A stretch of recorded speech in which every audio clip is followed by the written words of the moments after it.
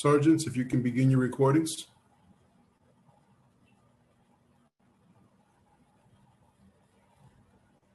Computer started.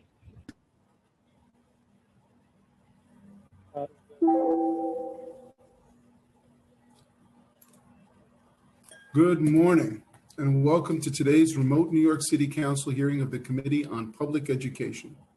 At this time, would all panelists please turn on their video for identification purposes. To minimize disruption, please silence your electronic devices. And if you wish to submit testimony, you may do so via email at the following address: testimony@council.nyc.gov. Once again, that is testimony@council.nyc.gov. Thank you for your cooperation. We are ready to begin.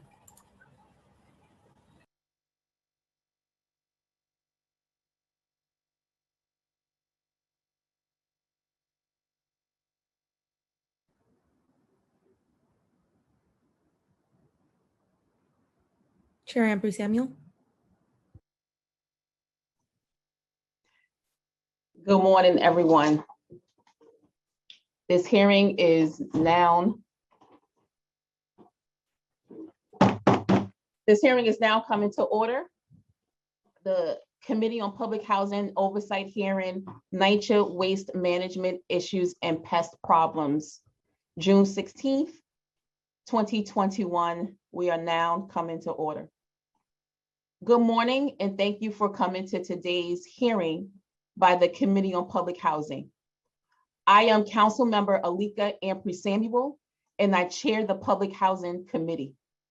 I am joined by Council Member Ayala, Council Member Diaz Sr., Council Member Traeger, Council Member Riley, Council Member Menchaca, Council Member Jonai, Council Member Feliz, and Council Member Cabrera.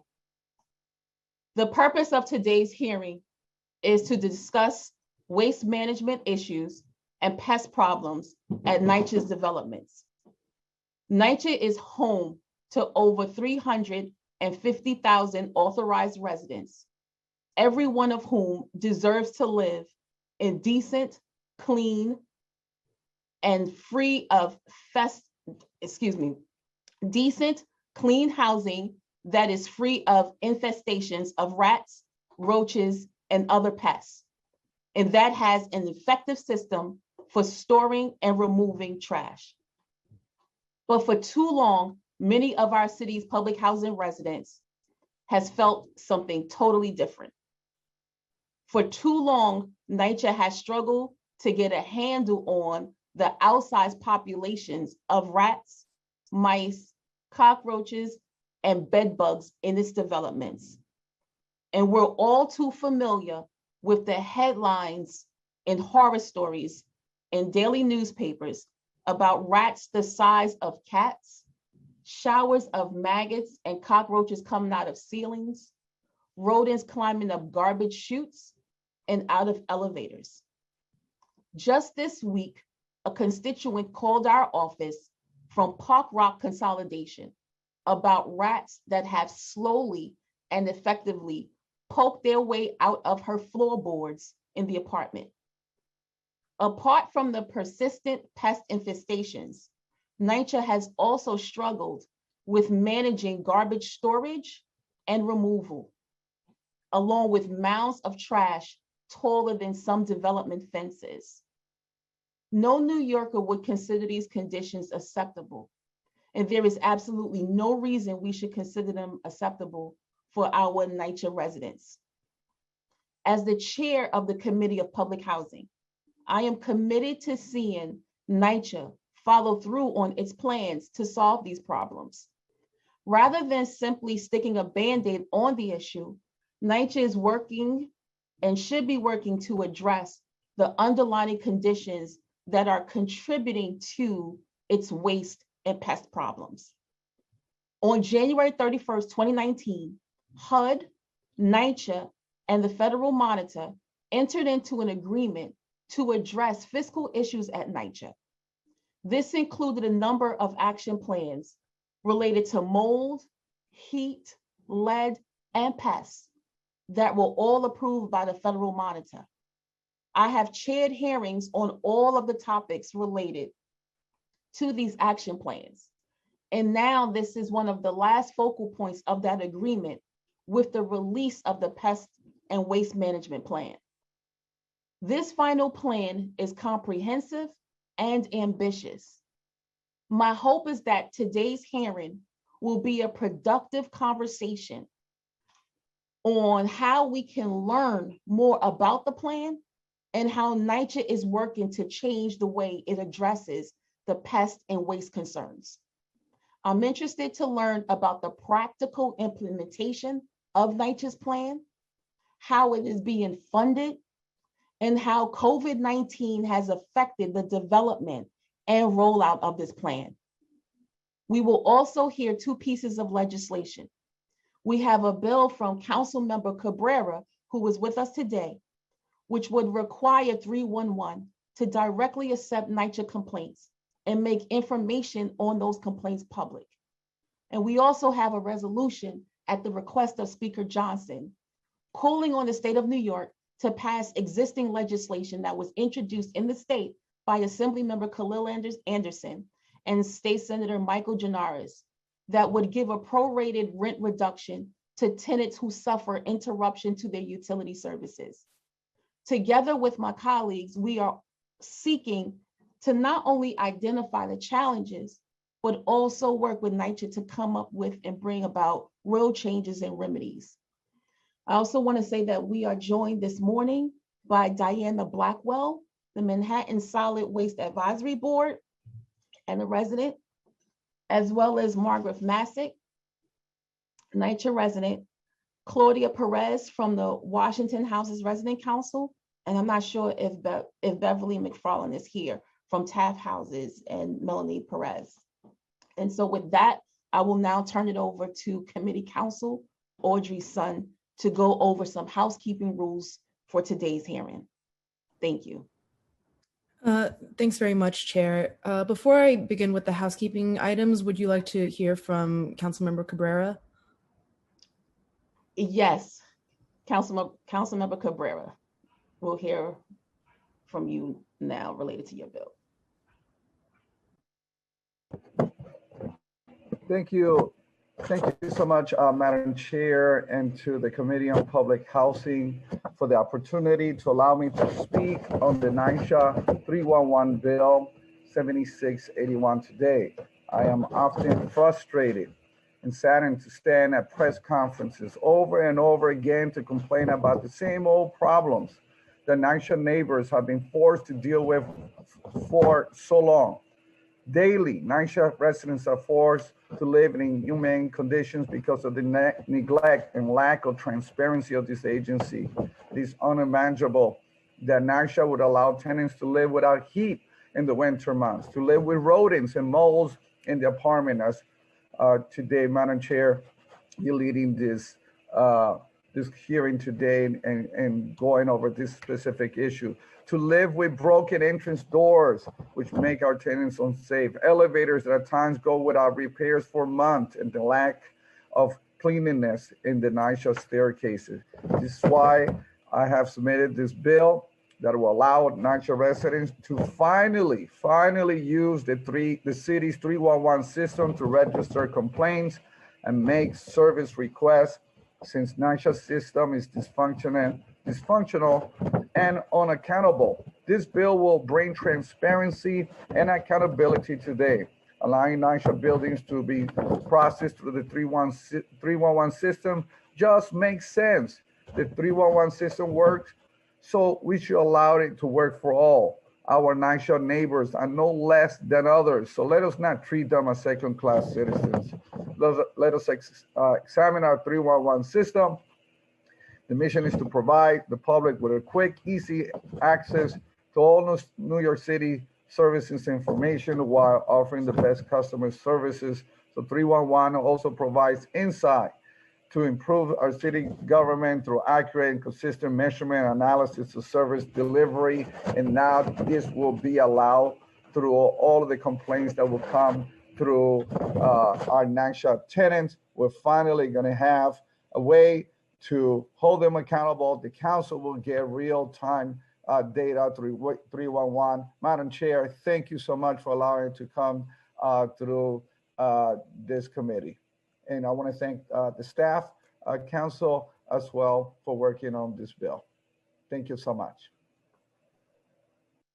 And I also want to recognize that the resolution that I just referred to with the state is Councilmember Carlos Menchaca introduced that legislation. And I just want to introduce that resolution. I just want to check to see if Councilmember Menchaca wanted to speak on his bill. Just wanted to double check.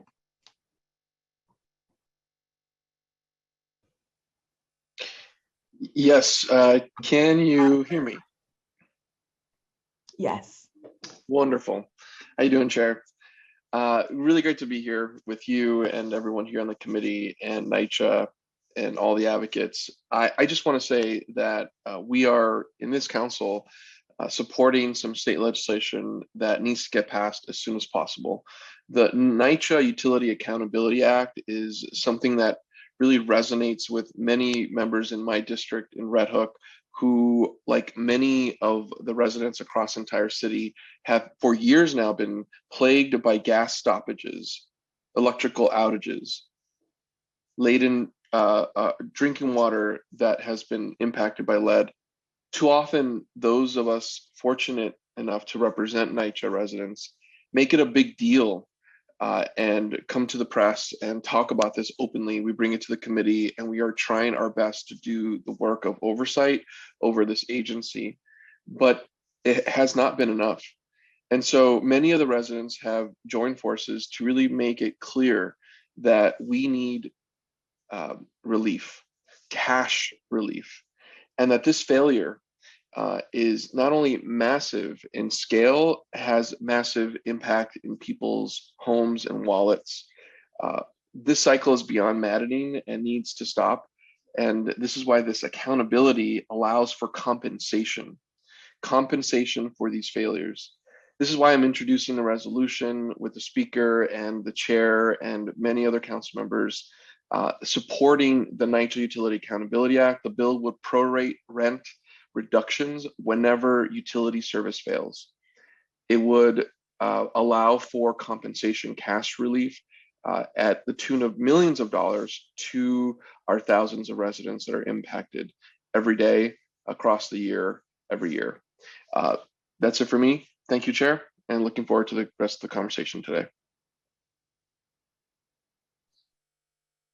Thank you so much, Council Member.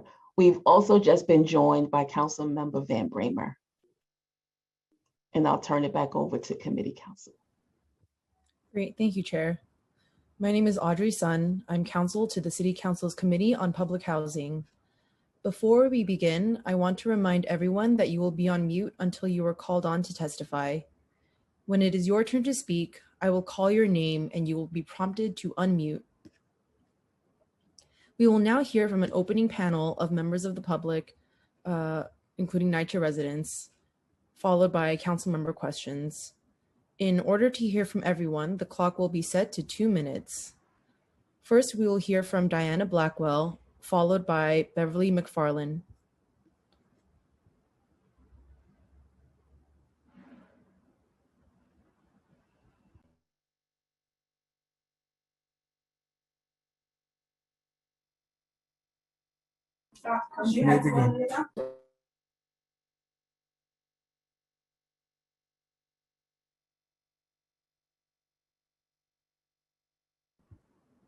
Ms. Blackwell, I believe you're still muted.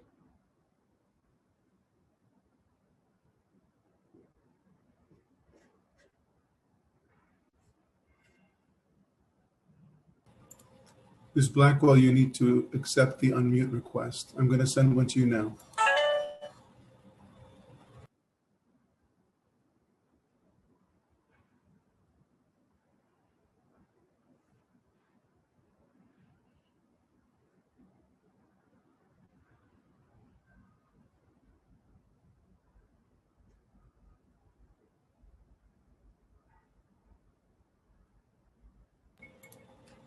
I'm going to send it to you one more time. When you get the request, just accept it and unmute. No?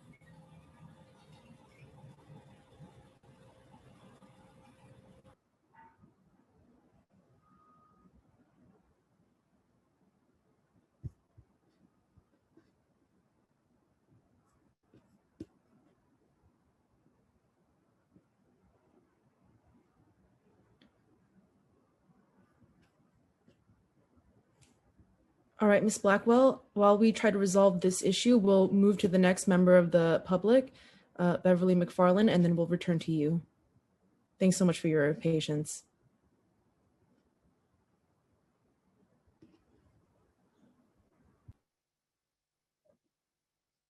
Yes, good morning, everyone. Good time to begin.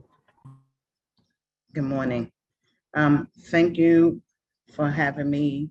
And I'm glad that these bills are up to be passed because it's very important. We are living in conditions where that NYCHA have imposed this AWS service that these buildings are not but have not implemented staffing. So our buildings and our garbage have not been cleaned. The rodents are coming into people's homes and in the buildings. This is a constant thing with sitting with NYCHA management leadership, and it still is continuing happening. This is preventive. This should have been preventive maintenance during the whole course of during this whole pandemic. That has not been. There has been no cleaning of our buildings. It's a shame that HUD is giving NYCHA all this money and have not been utilizing the money on our residents' services. And these are quality of life issues here. Unfortunately, they have not been doing what was utilized. We can't call 311 like you said.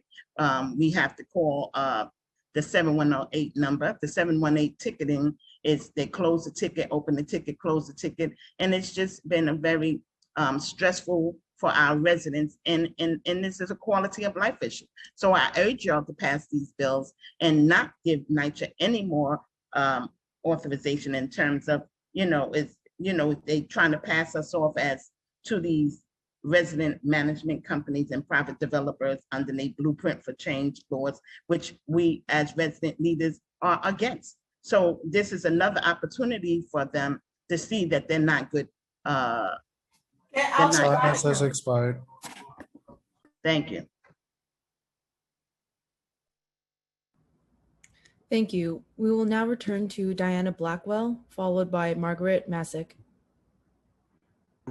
Your time will begin now. Ms. Blackwell, did you receive a prompt to unmute?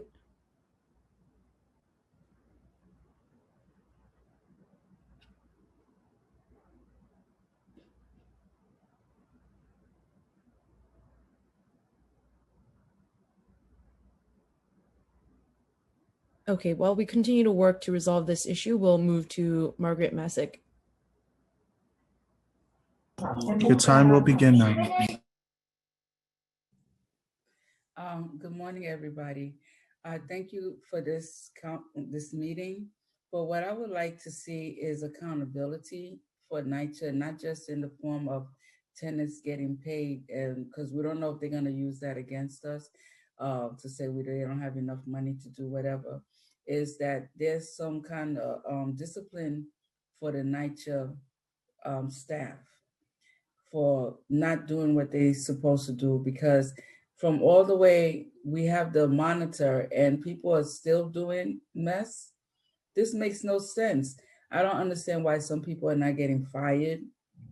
Some people are not getting suspended for not doing their job, because they cannot be above the law. If they're messing up with tenants and not keeping their promises, they need to be held accountable. And I appreciate all the work that the council people are doing, but I would like to please.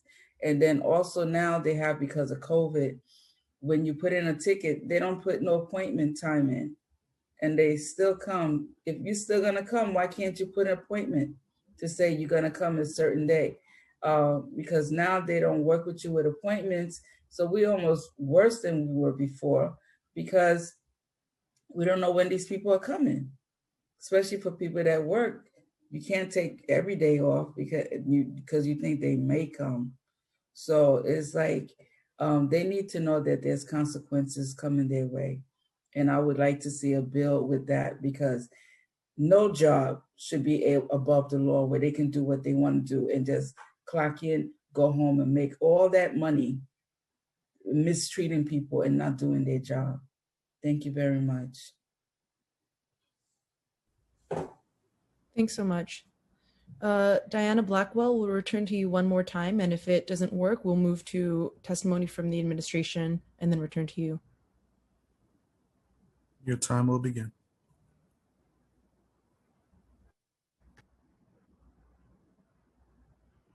Okay, at this time, we'll move into testimony from the administration.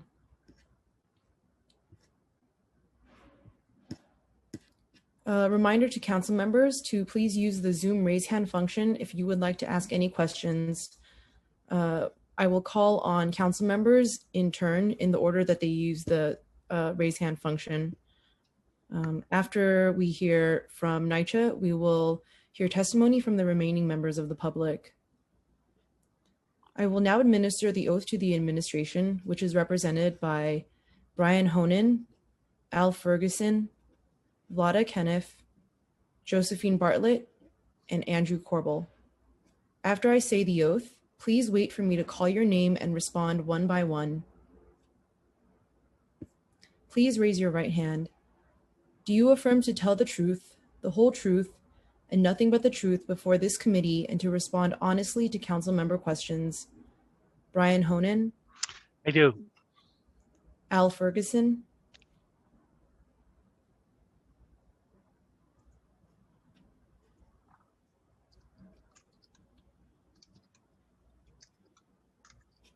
I do. Vlada Kenneth? I do. Josephine Bartlett? I do. And Andrew Corbel?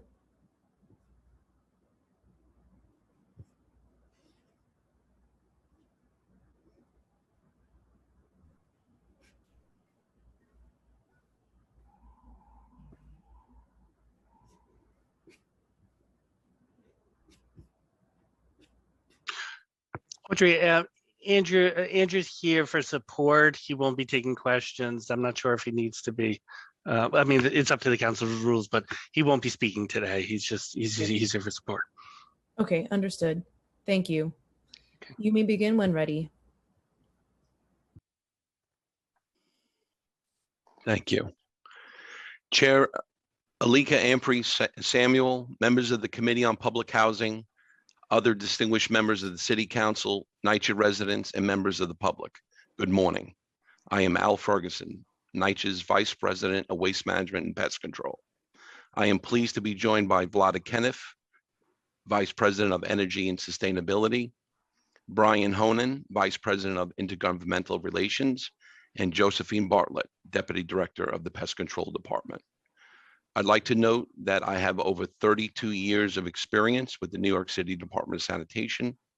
I started as a sanitation worker and rose through the ranks, ultimately finishing my career as the 3-star chief of citywide collection, recycling, and containerization.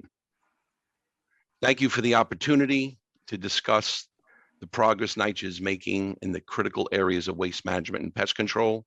Ensuring that our buildings and grounds are clean and as pest-free as possible is a top priority at the authority. We know our residents are directly impacted by these issues, and we are working hard to ensure that NYCHA's waste management and pest control methods are comprehensive, modern, and adaptive as the industries evolve. We have made significant changes to our approaches in these areas. We continue to implement new strategies and have long-term projects on the horizon that will further improve residents' quality of life. Over the past few years, we have created a dedicated waste management department that focuses on preventing and combating pest issues, developed IT enhancements that facilitate our work, and trained staff on the integrated pest management. NYCHA is budgeted for 131 exterminators, of which we currently have 109 exterminators on staff. This includes the 22 new exterminators that we hired as part of the neighborhood rat reduction initiative. We are working on hiring additional exterminators. The New York City Department of Citywide Administrative Services is in a process of certifying the new exterminator civil service list. Our pest control department is also in the process of onboarding additional exterminators by hiring residents via the NYCHA Resident Training Academy.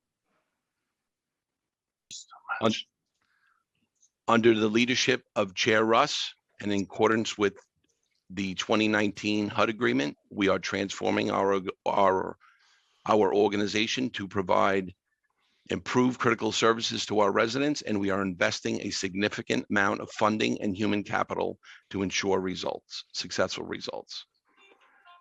The federal monitor, Bart Schwartz, approved our pest and waste management action plan in January of this year. The action plan is our map of ensuring that our practices meet our goals of more effective waste management and pest control. It is our commitment to the use of integrated pest management at the authority and the creation of development-specific waste management plans for every NYCHA property. This is accomplished by targeted investments in capital upgrades and a willingness to re-envision our approaches to pest and waste management. A key focus of the action plan involves improving the way NYCHA collects, stores, and removes waste to meet our goal to remove or store all waste in sealed, rodent-resistant containers once every 24 hours. This is so important because better waste management means fewer pests, as we're eliminating their habitats and sources of food. Today, I'll describe some of the waste infrastructure upgrades and programmatic improvements that will enable us to achieve our waste management and pest control goals. NYCHA's current waste infrastructure, which is responsible for managing over 200,000 tons of waste every year, is outdated. Since NYCHA's developments were built, the amount of waste generated by Americans has tripled. At the same time, NYCHA's infrastructure hasn't received the investments it's needed to keep up with that increase. In fact, more than 80% of our waste assets are past their life cycle and need immediate replacement. The federal monitor approved NYCHA's City Capital Action Plan last month, which unlocks over $563 million in funding to help the authority fully upgrade and modernize its waste infrastructure. Nearly $9 million in state, city, and federal funds will be added to the City Capital Action Plan. A total investment of $47 million toward Mayor de Blasio's neighborhood rat reduction program has enabled us to accomplish the following. Install larger trash chutes that can accommodate a standard 13-gallon tall kitchen garbage bag on the first level of 50 developments, which helps residents dispose of trash properly. Next, install new interior trash compactors at 38 developments, exterior compactors at 16 developments, and 10 bulk crushers and 20 cardboard compacting baling machines, all of which enable us to manage waste more effectively and efficiently. Next, we installed over 5,000 of 8,000 door sweeps that prevent pests from getting into our buildings, and install 14 out of 50 rat slabs that eliminate places for rodents to live, eat, and breed by replacing the original dirt basement floors with concrete. With this total funding of more than $619 million, we'll be able to replace aging waste, recycling, and bulk waste equipment at 324 sites across 197 developments. Better waste management means fewer pests, and fewer pests lead to an increase in the overall quality of life for our residents.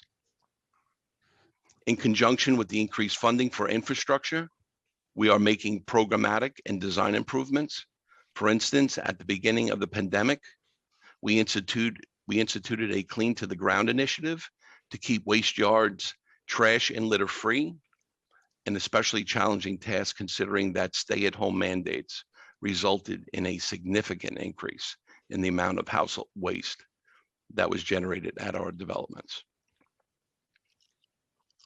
We worked with our close agency partner, the New York City Department of Sanitation, to obtain a sizable increase in the number of DSNY-funded bulk container dump tickets. This increase represents the removal of nearly 12,000 additional tons of bulk waste from NYCHA developments last year. We work with the carting vendors who currently service most of our bulk containers to ensure that they increase capacity so that they could increase the frequency of bulk waste removal at our developments. To demonstrate the benefits of increased waste collection frequency at a small group of developments, we purchased 2 6-yard rear loader compacting garbage trucks that can each hold approximately 3 tons of household refuse per load. These trucks are equipped with the latest Envision Zero safety designs, including 360-degree cameras for enhanced driver awareness, and have the latest in hybrid, that's both diesel and electric technology. NYCHA has also worked with our sanitation department partners to develop a recycling reset pilot program to improve recycling rates at 12 sites. Baruch Addition, Bushwick, Highland, Butler, Marcy, Morris 1 and 2, Reese 1 and 2, Webster, and Morrisania. The results are tangible and sustainable. Several sites, such as Baruch and Reese houses, are recycling at record high rates. When the pilot began in early 2020, Baruch houses reported 6 bags of recyclable material for their weekly pickup.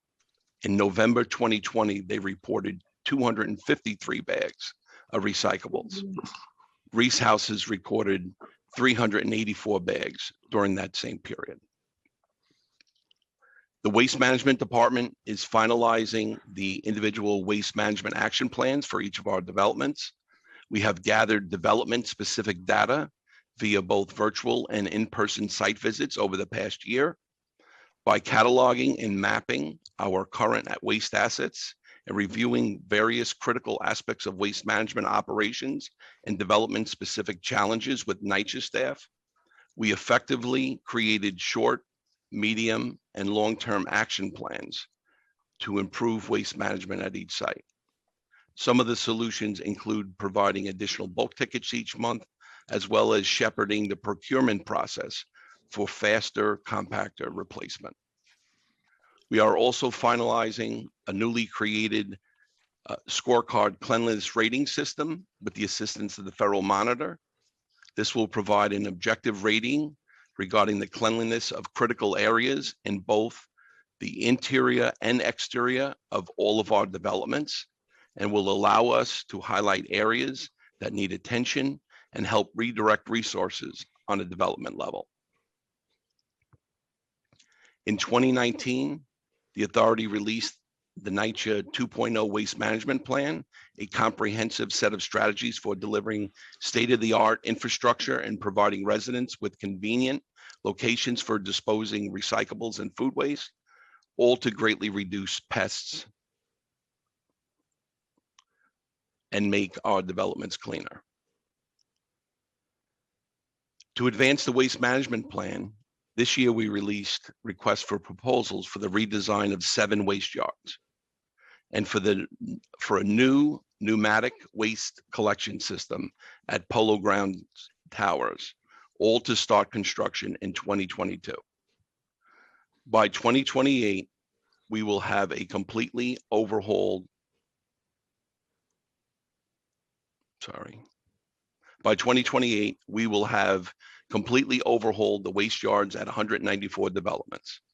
These redesigns will replace aging waste infrastructure with the new yards that will have an increased footprint, have more operational functionality, increase additional much needed recycling infrastructure, and have more reliable compactors, making waste handling more efficient, thereby improving the quality of life of our residents. The new waste yards will be more aesthetically pleasing than past designs and will incorporate past resident feedback. The pneumatic waste collection system at Polo Grounds will transport waste from each building underground to a centralized facility where it will be compacted in a sealed, pest-resistant container. This new system will reduce the amount of labor used to transport waste and will minimize exposure to pests. This summer, we are launching a mattress recycling program at 25 developments to containerize, remove, and recycle unsightly mattresses while providing job opportunities for NYCHA residents. It will ultimately be scaled up to 100 or so developments. Over the past year, we piloted 2 dedicated exterior cardboard compactors at Marcy and Morris One houses. This resulted in recycling of more than 116 tons of cardboard. We are evaluating the use of in-sink food disposers at select sites to reduce organic waste from household waste streams, eliminate food sources for pests, and divert organic materials from landfills. Our farms at NYCHA sites are also helping to achieve these goals. Since 2016, our lead partner, Green City Force, has collected over 21,000 pounds or 10.5 tons of compostable food scraps from NYCHA residents. One Green City Force alum and former NYCHA resident, Domingo Morales, is working to expand composting at NYCHA developments through an initiative he started called Compost Power.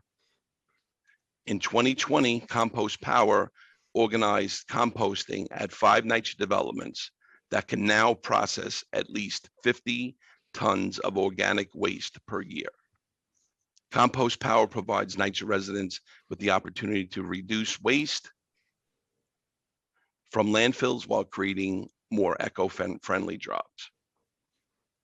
Our waste management efforts are being carried out in partnership through outreach and education programs led by NYCHA, residents, and other stakeholders. For example, NYCHA is developing a campaign for a clean NYCHA to better communicate with and engage residents on proper waste management and recycling programs. The campaign is rolling out at 5 developments this summer. It will apply the tools of public awareness and behavior change to define and promote a positive waste culture at NYCHA. It will feature highly visible signage and other visual prompts developed in close collaboration with and input from residents, community-based organizations, and other advocates. Mayor de Blasio's City Cleanup Corps initiative has granted us $7 million in funding to hire 1,000 seasonal workers who will keep our grounds, playgrounds, and buildings clean and well-maintained. This will include waste handling and assisting with our pest control work. An integral cornerstone of our new approach to pest control was the agency-wide rollout of the industry gold standard, integrated pest management. IPM focuses on sustainable and long-term solutions that target the underlying causes of pest infestations. Exterminators perform a thorough inspection, looking for and removing sources of food and water, as well as any points of entry. They perform exclusion work such as caulking and installation of escutcheon plates while minimizing the use of pesticides. We incorporated IPM protocols into our IT systems and issue updated standard procedures and guidance regarding IPM to staff. We have trained over 700 staff caretakers, supervisors, and other property management staff on the fundamentals of IPM, and we kicked off quarterly trainings on specific IPM topics. Resident education is an essential element of pest prevention. Educational materials have been created to inform residents about IPM best practices for prevention, including handouts, rent inserts, and a comprehensive NYCHA pest control webpage. We have provided targeted relief to more than 6,200 apartments with recurring pest problems. The targeted relief program also involves inspecting and treating the adjacent apartments above, below, to the left and the right of the apartments that had the identified recurring pest problem. While we know that more work needs to be done, it is clear that we are making progress. Reducing pests and creating cleaner communities is truly a collaborative effort. And by working together, NYCHA employees, residents, community organizations, city agency partners, we can continue to bring our vision to fruition. We will keep advocating for the funding we desperately need for critical capital investments, and we will continue to engage our residents to make sure that their needs and priorities are incorporated into the work we're doing to improve pest and waste management practices. Thank you. We're happy to answer any questions you may have. Woo. Thank you. Thank you, Mr. Ferguson. And welcome aboard. And I have to say that I am pleased to hear that you have such an extensive background and experience in working history, previous work in history at Department of Sanitation. And it seems as though just from your testimony that you have a lot of work ahead, but you've been implementing a lot of work utilizing your expertise and experiences. So I do appreciate that. So let's just get right into it. I represent 27 NYCHA developments just within my own council district. And my constituent services, constituent complaints clearly have a lot to do with pest control and waste management. But as we focus on our health and as we focus on our environment and sustainability and just seeing what happened during 2020 with the pandemic, we have to make sure that we are being strategic in the work that we're doing, providing information to the residents, and really being focused on health and safety and just an overall clean environment. And so with that, I want to just begin with a lot of background questions. How many pest complaints did NYCHA have in 2019, 2020, and right now in 2021 for each pest type? And that is rats, mice, cockroaches, and bed bugs. Thank you, Chair, for that question. I'm going to refer you to my Deputy Director of Pest Control, Josephine Bartlett. Thank you, Chair, for that question. So in 2019, there were 3,434 verified rat complaints and 85,341 mice, bed bugs, and roaches. In 2020, it was 4,741 verified rats and 46,492 of the other three public health pest types. And so far this year, we have 1,204 verified rat complaints and 15,600 so far this year in the other three pest types. And right now to date, are you able to tell us how many open complaints, like how many complaints that are open right now that you're actively working on? for today? So as of yesterday, when I pulled the numbers, we have 4,417 extermination work orders open. And this is corrective maintenance work orders. So these are the work orders that come in through the CCC and that we will have created our own. It's not preventative maintenance work orders that we also do. Okay, and can you explain the difference between, so going back to my first question, how many pest complaints did NYCHA have? I said 2019, 2020, and 2021, and then you gave me a number for 2021. So can you explain the difference between the pest complaints for 2021? What number was that?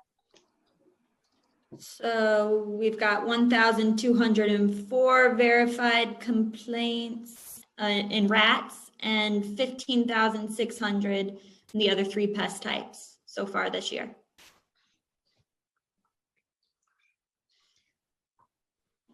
Okay, so the 4,417 extermination correction work orders that you're working on, can you explain what that number is out of the 15,000? I'm just trying to get some clarity.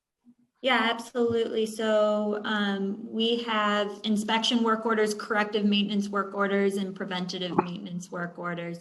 The corrective maintenance work orders are what is called in through the CCC, but it's also what our staff, when they're on the grounds, if they see a rat burrow that they need to address right then, they'll make a corrective maintenance work order and treat that right then.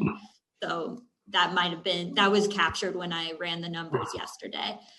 Preventative maintenance work orders at the beginning of each month, we have a PM work order that's created for every single building, and the exterminator goes and does a check of the basement and the grounds. And this is part of our new philosophy of integrated pest management, really inspecting, getting to the root cause, not trying to get ahead of infestations, not just waiting for it to be told to us. And then there's also inspection work orders that are mostly tied to special initiatives that you heard with the HUD deliverables, the targeted relief program, clean building initiative, such of that nature. Okay, how much garbage did NYCHA collect in tons in 2019, 2020, and in 2021? Thank you for that question. We do not have that information. That information is maintained by the New York City Department of Sanitation. And that I'd refer you to them for that answer.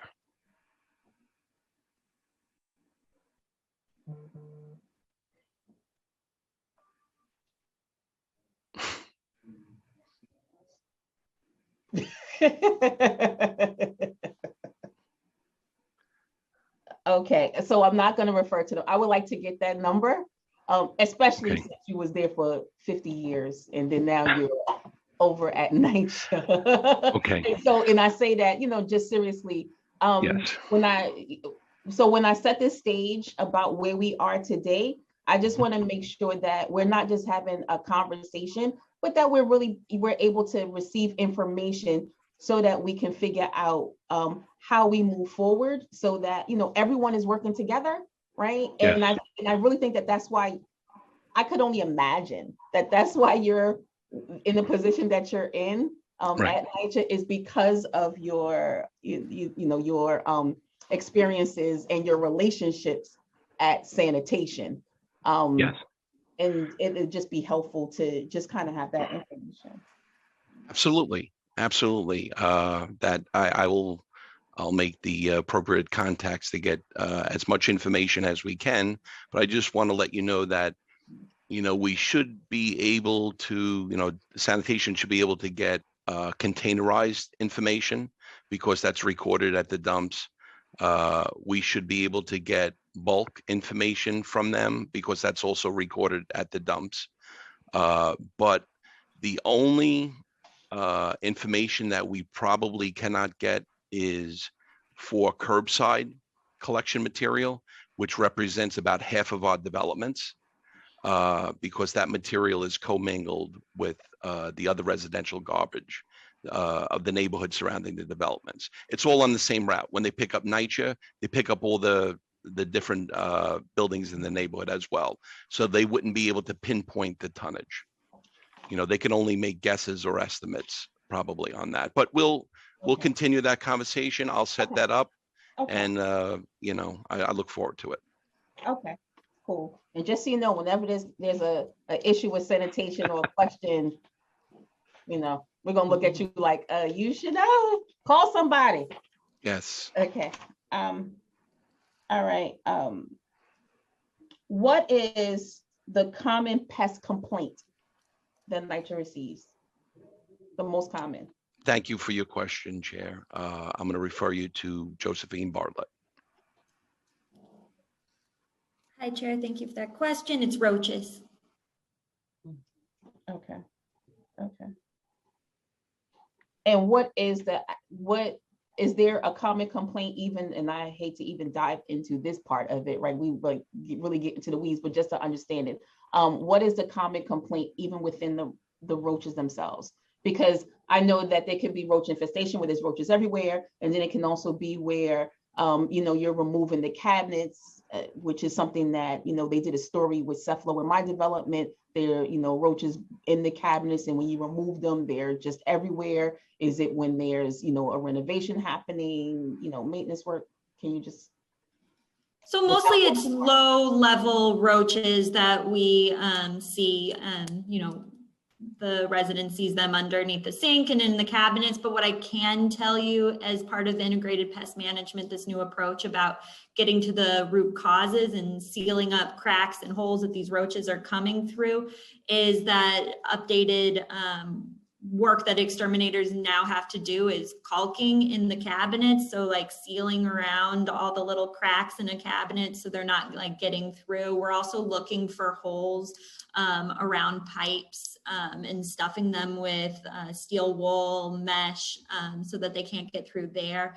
We're using the HEPA vacuum, which we can vacuum up their, we call it frazzed. It's the roach poop and wings and skins and things like that. And it is a way that we can get rid of that, which keeps the roaches coming back. And so we get rid of that, and then we use gel exactly where we see it, so more targeted. Okay, okay. How long does it take NYCHA to resolve a roach infestation, bed bug infestation, rat infestation, or mice infestation? So can you now just go over like the timing, your timeline, or of how you resolve these issues once someone calls it in, or if they don't call it in? Absolutely. So I'll just keep going with this question. By the time the work order is created till the first time our exterminator goes, for rats, it's an average of 3.3 days as of last month. And all the other 3 pest types, it's an average of 4.47 days as of last month. That is not like the completion of the work order. When it's a more complicated work order where we're doing leaks, cabinet repair, all of that, it jumps up to bed bugs is often 36 days because we have to do follow-ups. It's not just one treatment, unfortunately. 24 days for mice, 15 for rats, 44 for roaches. That's when, and this comes into play, pork cases, mole cases. I heard the number 24. What you were referring to? What again? I wasn't sure. That is 24 days. Days. That is days. That is not to our first look at the situation, though. For mice, which is the 24 days, it is 4.47 days. So from when that first call is made till when our exterminator gets in.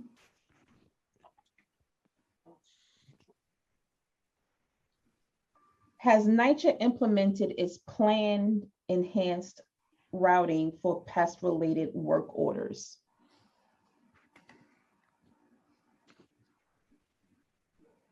Thank you for that question, Chair, I'm going to refer you again to Josie Bartlett. Thank you, Chair. Can you clarify on the enhanced routing? So I was actually under the impression that there was a new plan strategy for when you receive a complaint and just a timeline coming in from the action plan itself. And that's why I wanted the clarity with the 24 days, because I remember reading something that mentioned like if there's a rat infestation, it would be a 24-hour response, and you would go in and address the issue within 24 hours. And so just what you mentioned, that the timeline just seemed a little different from what I actually read. Yeah, absolutely. So we get into jargon and we call it our priority matrix. And this is part of our new standard procedure that we just created. And you're absolutely right. Rats in the interior apartments are priority 7 that we must respond within 7 days. As of this month, we are hitting that deliverable most of the time. Why you saw a different number than what I say, because there's rats on the grounds too. Rats on the grounds have a priority level 4, which is within 7 days, but we are doing rats as of last month within 3.3 days. So we are hitting our deliverable for that, but the priority matrix, so it's priority 7 within 24 hours for interior, and priority 4 within 7 days on the exterior for rats.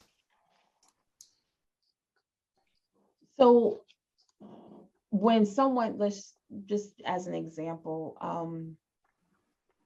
received a call on Monday from a resident who had rats coming into, she had one rat that she saw in her apartment. And she called it in, she called us. So what would be the process of someone coming in? So she makes the call. I have a rat that came into, I just saw a rat in my kitchen. What happens then?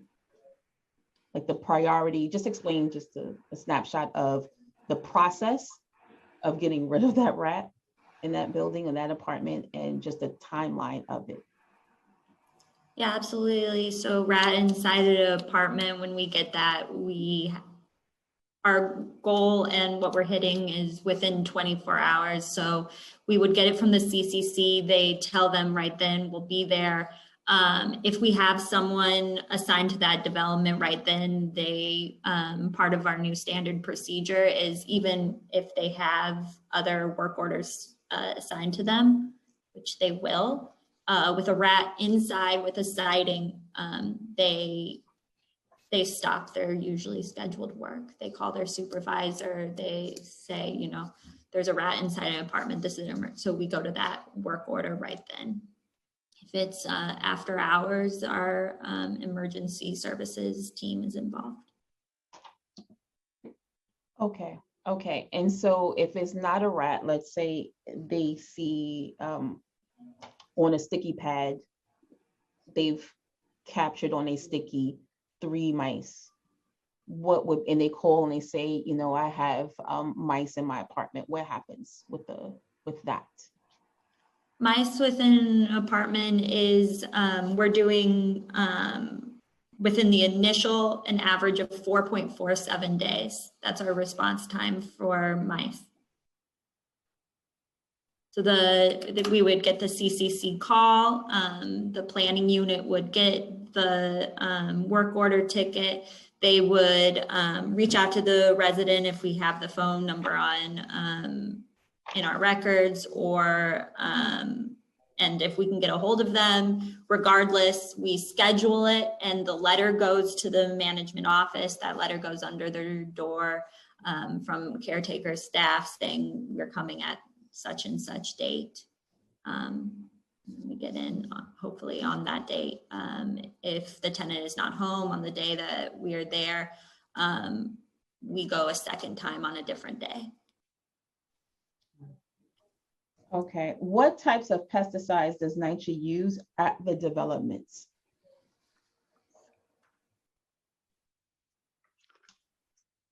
Thank you for your question, Chair. I'm going to defer you again to Josie Bartlett. Okay, and while I'm asking that question, does the pesticides have any side effects? Does NYCHA provide any warning when they treat an area with the pesticides? And does NYCHA determine which infestation complaints warrant the use of particular pesticides? So can you just kind of take us through the steps of the use of the Sure. pesticides, what they are, side effects, things of that nature? Absolutely. Thank you for that question. All of the pesticides that we use are on our new pest control website.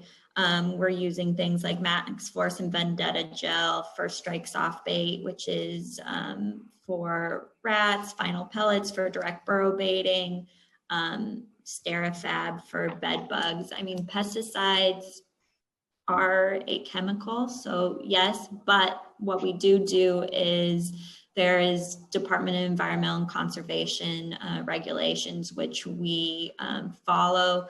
The exterminators like to say the label, and not to say, but this is how it goes. The label is the law.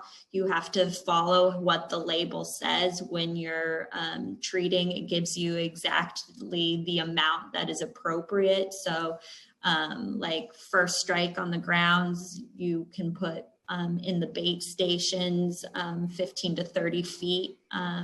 You can't do it less than that. So we follow the DEC regulations. And I can say, as part of our new approach of integrated pest management, which is all about being more environmental and healthier for residents, that we really we use when it is needed. So that's why we're using the HEPA vacuum at roaches. So it stops the roaches from coming back. And then we use gel in the specific areas where we see the infestation.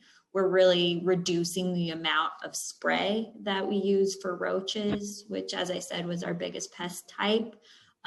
Spray, goes elsewhere. Gel really sits where the infestation is. So that's how we're minimizing where the pesticides go.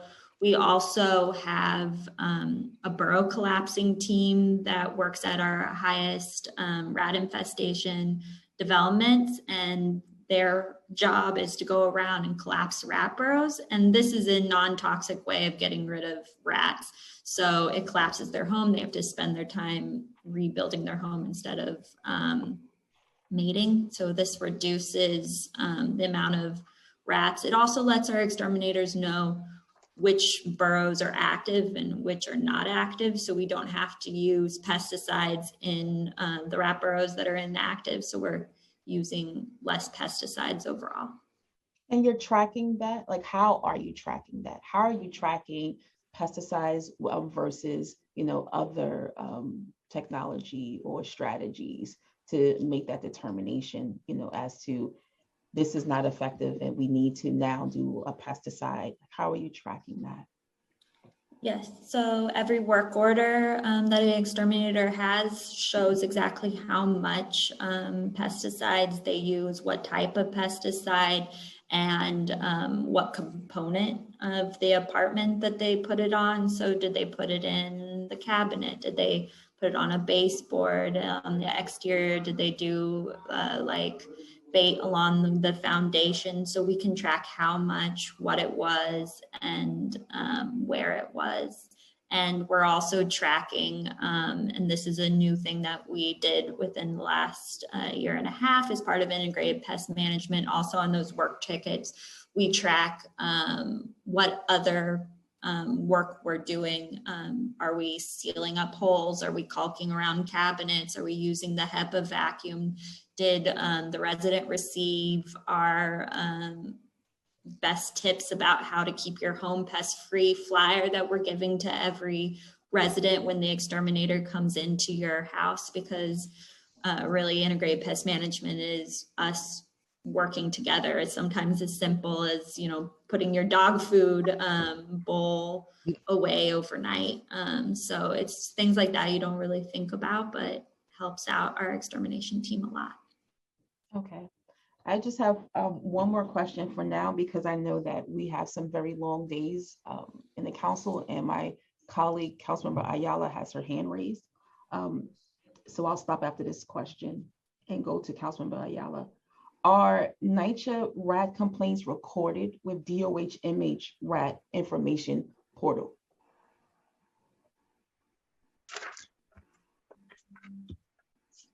Thank you for your question, Chair. I'm going to refer you to Josephine Bartlett. Oh, Josephine. Do you need a water break, Josephine? I got it. Thank you.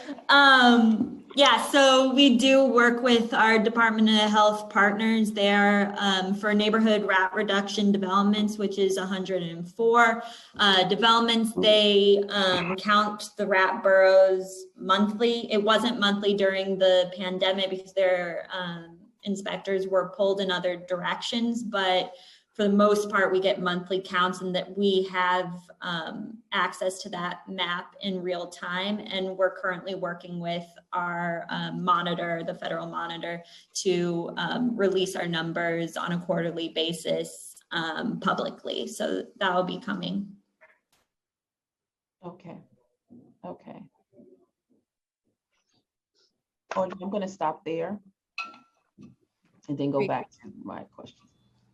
Thank you. We'll now turn it over to other council members to ask any questions, again, in the order that they've used the Zoom raise hand function.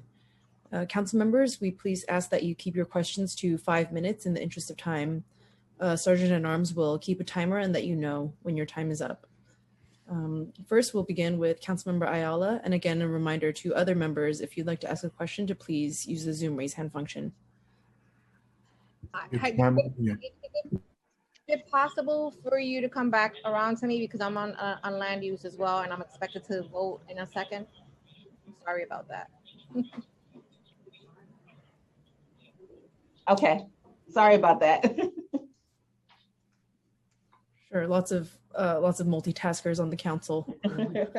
Are there any other council members at this time who have questions? Otherwise, Chair, we can continue with your questions. It looks like no other members have their hands. Okay, we have a hand from Councilmember Riley. Good morning. Good morning. I'm also on land use right now, but I do want to ask a very quick question. I'm sorry for garbage each night development. Is it weekly? Is it monthly? How frequently is garbage picked up? Garbage is picked up between 2 and 4 times a week, depending on the neighborhood. The low and medium density areas are picked up twice a week, and the high density areas are picked up 3 times a week. Recycling at those locations are picked up once a week. Thank you, Vice President Ferguson. And just a request, because I was walking through Edenwald Houses, which I believe is the second largest NYCHA development in the city. And there was an abundance of garbage in front of a lot of the buildings. And what we do see is when people usually see abundance of garbage, they usually put more garbage there. And I did hear a lot of the amazing plans that NYCHA is doing now, and just hope we could kind of work together to because we really want the individuals that live in the NYCHA development to treat it like a community. But when it looks like garbage and garbage is just overflowing, thank you, NYCHA, for your hard work. Hopefully we can work together.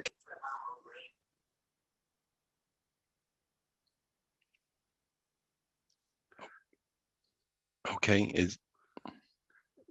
Thank you. Thank you, Council Member. And Council Member will make sure that we have folks look at Edenwald both on the bulk side and the regular trash too, as well. And we'd also, now as the summer is here, we would, look to use the time that things slow down a little bit, if that's ever a thing. But we could walk the grounds with you too, and you could point some of these issues out with you. Love to do that as well.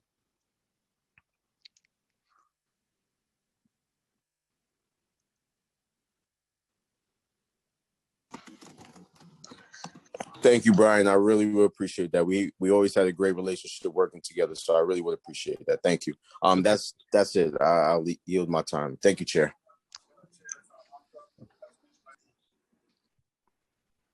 Thank you, Councilmember Riley. Audrey, that's it? Yeah, I think that's it for council member questions at this time. Okay. Moving along to the pest and waste management plan, how has COVID-19 impacted NYCHA's ability to comply with the goals set in the pest and waste management plan? Thank you. Thank you, Chair, for that question. I'll handle the waste side first, and then I'll hand over the pet side to Josie Bartlett again. So as far as the waste management plans, we were able to accomplish a lot with, during the pandemic. We initiated a Clean to the Ground initiative where we actually we instructed developments to make sure that all the grounds and the waste yards were absolutely clear of material. From my sanitation experience, I know that, and very much like Councilmember Riley indicated at Edenwald, garbage begets garbage. That you need to have an absolutely clean facility, clean development. It's not only a quality of life issue, but it causes other types of problems as well. So we were able to, during the pandemic, better enhance some of our waste related infrastructure, making upgrades, installing in-sink food waste disposers, cardboard balers, bulk crushers, enlarging the ground floor trash chute. I'm not sure if you're familiar with the trash chutes in the buildings are relatively small on each of the floors. And one of our big initiatives, I think that will help out tremendously, is by putting the enlarged hopper door on the ground floor. So because most people they use the tall kitchen garbage bag, which is about a 13-gallon bag, and that will fit in these enlarged trash doors in the lobbies. We also were able to create and hire staff for the waste management department. I mentioned about the bulk tickets that additional bulk tickets we're able to get from sanitation. We actually, when I started, sanitation was giving NYCHA 800 bulk tickets per month, and that number has grown to 1,250. And even in some months that we were actually requested more. I think our peak number was 1,450 bulk loads removed from our developments in 1 month. So we've been able to get rid of a lot of material, and the bottom line with waste management is you have to get rid of it as soon as it's created. And, because it's just going to create a host of problems that could be eliminated. And now I'll give you Josie Bartlett for the pest control side. Just for Sure. educational purposes, can you just explain bulk tickets? Yes. I'm sorry. I apologize that it was that bulk tickets are tickets that are given to the housing authority from the New York City Department of Sanitation, where we use our private vendors to pull the boxes of the 30-yard containers, the big containers of bulk, but sanitation pays for the disposal of that. So sanitation originally was giving us 800, and we are, we're upwards of 1,250. That is the new quota that they're giving us every month. And I would say in the last couple months during tax season and with the stimulus money, there has been a lot of extra bulk at the developments. So basically, these developments have grown from 1250 number, for the month, and it's I've requested an additional 200 tickets, which sanitation, by the way, has been a super agency partner and accommodating and being very responsive, quick turnaround. I don't think I made the request at 1:30 in the afternoon, and I had a response by like 1:37. And they immediately said, come pick it up tomorrow morning. And we got an additional 200 tickets. And what does that mean to us? I'm glad you asked that question. That each bulk container holds about 2.2 tons of material. That's the average amount of bulk that's in there.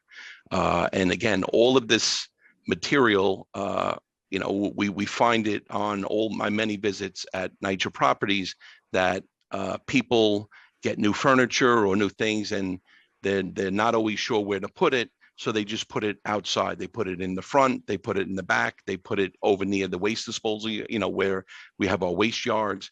So, we have a lot of education to do, and that's also part of the action plan going forward, that we need to create a better process, a better system at our developments. Did I answer your question on the bulk tickets? Was that clear? Yes, that was clear. Sometimes when you hear tickets, you might think, like something negative, like you received the ticket and have to pay for.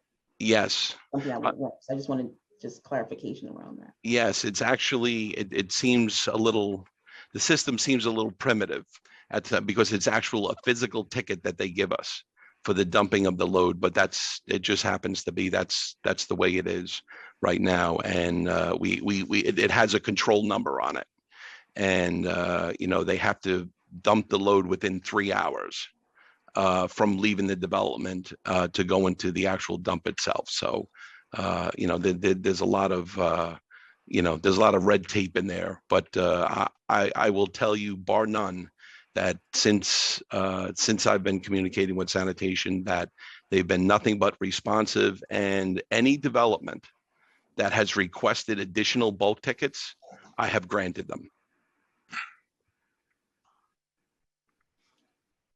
Because they definitely need it. That's good to know. So it's excellent to know that there's been like a double of the tickets that are being issued, and it is very helpful. But the crazy part is an actual physical ticket, right? That's just so crazy to me.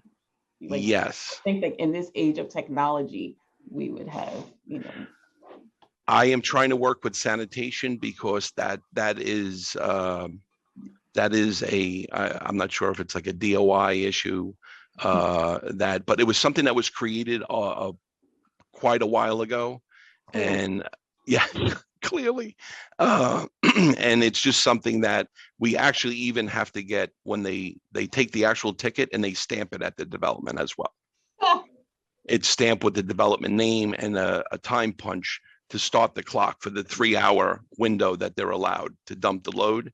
And, that's it, and in some cases it was a logistical nightmare to have somebody come in and, the machine wasn't working to do the punch and things like that. So I'm definitely, I'm definitely looking to change that.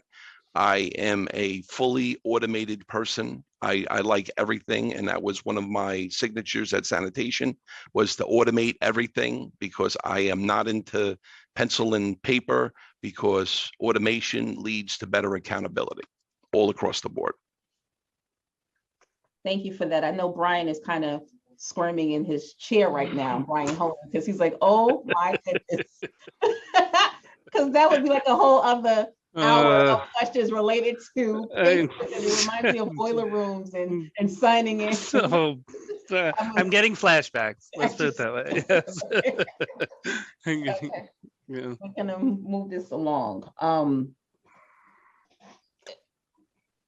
I can jump in about some of the pest things that we have done as part of the HUD deliverables. So on the pest side, we implemented the prioritization matrix. That's what we spoke about earlier, with the different priorities based on pest types. We've created a flag for units with self-reported health conditions. So we know if a resident is pest sensitive, if they've let us know, and then we respond to that pest complaint quicker than otherwise. We've created a new standard procedure all around integrated pest management. So it updates the roles and responsibilities of staff members and what they now have to do. Exterminators aren't just treating, they're doing the caulking, the HEPA vacuum, the hole sealing. We've did the targeted relief initiative. This is part of the HUD agreement where there was a certain time frame, and any apartment that had one or two or more pest infestations, we went in, we did full integrated pest management, and we also, if there was an infestation, we did the adjacent unit, so up, down, side to side. Okay, I just wanted to remind you of the question itself. So I was asking, has COVID-19 impacted NYCHA's ability to comply with the goals that were set in the plan? Okay. And so I just wanted to, get a sense of like the impact of COVID-19 on Absolutely. the plan itself. Yeah. So we were able to do a lot of things that weren't in unit work, but things such as the targeted leaf program took us longer because we weren't able to get into apartments, but we did finish it at the end of last year. And the NYCHA pest infestation indexing, which is another HUD deliverable that requires us to get into apartments, that was a shorter program than we would have otherwise done if it wasn't COVID, but we were able to do a lot of IT fixes and standard procedures and trainings instead. Do you have like a percentage or any kind of numbers at all related to the number of apartments that you may not have been able to enter because of COVID, or, and my next question is, are you experiencing a backlog of work orders due to staffing and maintenance adjustments in response to COVID-19? So during COVID, there was a backlog of work orders that built over those months to 7,694. But as soon as we could start getting back into the apartments, we worked on a plan to hit that backlog, and we've got into those tickets now. However, now also people were not calling in as the same rate during the heavy COVID-19 because they didn't want people inside their apartment naturally. So now we're seeing people call, and as I testified earlier, we currently have the little over 4,000 work orders right now that we are getting to. How much funding has been allocated to NYCHA to address the goals set forth in the pest and waste management plan? And can you disaggregate between the expense and the capital spending? Thank you, Chair. I am going to refer you to Vlada Kenneth, Vice President of Energy and Sustainability. Thank you, Chair, for that question. I'm going to focus on the capital side of your question. As we've discussed yesterday, I came to NYCHA to focus on waste management, and we wrote the comprehensive waste management plan specifically to advocate for recapitalization of NYCHA's waste management assets. We recognize that many of the waste management assets, both compaction and containerization, the interior compactors, the exterior compactors, many of them are at the end of their useful lives. And we've been successfully able to advocate for $563 million for capital investments in NYCHA's infrastructure through the City Capital Action Plan, we are very proud and very happy to start working on this. Procurements are in motion for a lot of this work already. NYCHA has been focused on the neighborhood rat reduction work up until now. That's been approximately $47 million, both in city and federal funding. And there's another $9 million that's invested in capital infrastructure outside of the neighborhood rat reduction areas.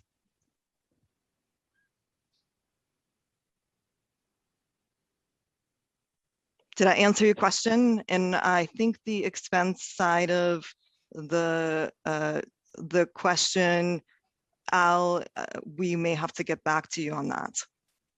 Okay, I'm gonna just read, just in case I missed something, I'm actually just gonna read the question so that you can answer it and be able, just, now this is for the record, so that we can just have like just a clear question, a clear answer.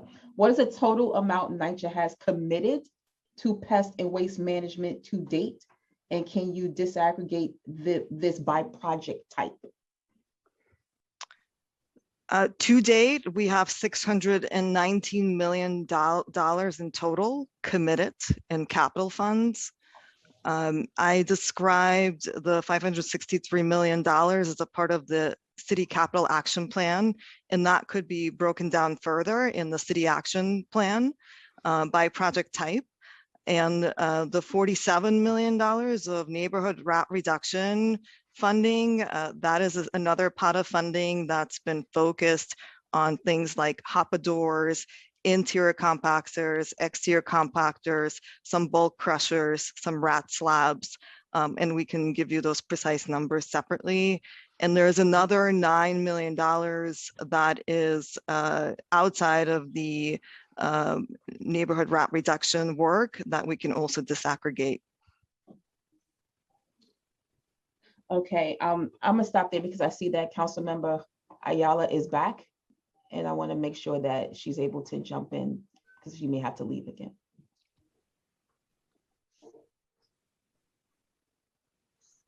Thank you. I actually have a few questions, but ironically enough, while I was waiting, somebody just texted me from Morris Avenue, 414, if somebody can deal with an issue over there. Apparently, the door broke and now the residents cannot access the building. They can't come in and out because it's locked. So would appreciate it if somebody could look into that. I'll get on that, Councilman. Thank you. I have to bring this up, and I apologize because I'm one of those people very much so that, I don't like to shoot the messenger, because I understand there's a lot of complexity that happens. NYCHA is a huge agency, and there's a lot that's happening, and we could be here for days talking about this. However, I will, and I have been bringing it up, and I will continue to bring it up at every single hearing until it has been rectified, because my buildings are horribly, dirty. Beyond dirty, they're filthy. And, we have been meeting and having conversations about this for some time. And there are a lot of reasons why. And I get, that there has to be some responsibility also on the end of, residents, right? Residents shouldn't be throwing garbage out of the window. But then what is NYCHA doing to address that? Every single building in my district, and most specifically, I don't know why, the ones in the South Bronx, East Harlem buildings have problems, but the ones in the South Bronx are so dirty that I want to cry every time I go into those buildings. On the inside of the buildings, you can tell they haven't been properly cleaned and maintained for a long time, to the point that, again, and I've mentioned this before, you have humongous spider webs on top of people's doors. Outside, the garbage buildup is really just, I'm speechless every time I'm there. I really literally want to cry when I'm there because it's that bad. And that obviously is contributing to a humongous, rat population problem that is beyond controllable at this point. I was at Mitchell Houses right before the pandemic, and I'll tell you that there was a rat hanging out in front of the building on Alexander Avenue, he was just sitting on the front of the stoop. The door was open, eating an orange peel because there was garbage everywhere. I couldn't believe it. I actually have video of, of these encounters. I have pictures if you'd like to see them. I have been meeting with the staff, and we are trying to address this, but every single time that we meet, it's like we're coming up with a plan. We're thinking of a plan. We're going to implement a plan. And I would love to know today, when can I expect to see relief for my buildings? Because the conditions that the residents that I represent are living under are really just beyond anything that is, that can be explained away. And I'm horrified for them. So I would love to know what the timeline is. Like, when are people going to go in there and start, ensuring that the buildings are clean, not only on the inside, but on the outside, and that we're holding these contractors to task, and, and ensuring that they're cleaning behind the scaffolding and behind the netting, because a lot of that is contributing to the pest issues. And then you have all of these scaffoldings. Rats are climbing into the scaffold, and I'm getting reports of like rats literally going into people's windows. Horrible. That's horrible. In East Harlem at Taft houses, and I know Beverly's here, some time ago, we had instances where we had raccoons climbing. I don't know if raccoons are part of your pest management, strategy, but they happen. We have them, right? We have them at some of our developments as well. And all of the garbage attracts them, right? And then the scaffolding doesn't help.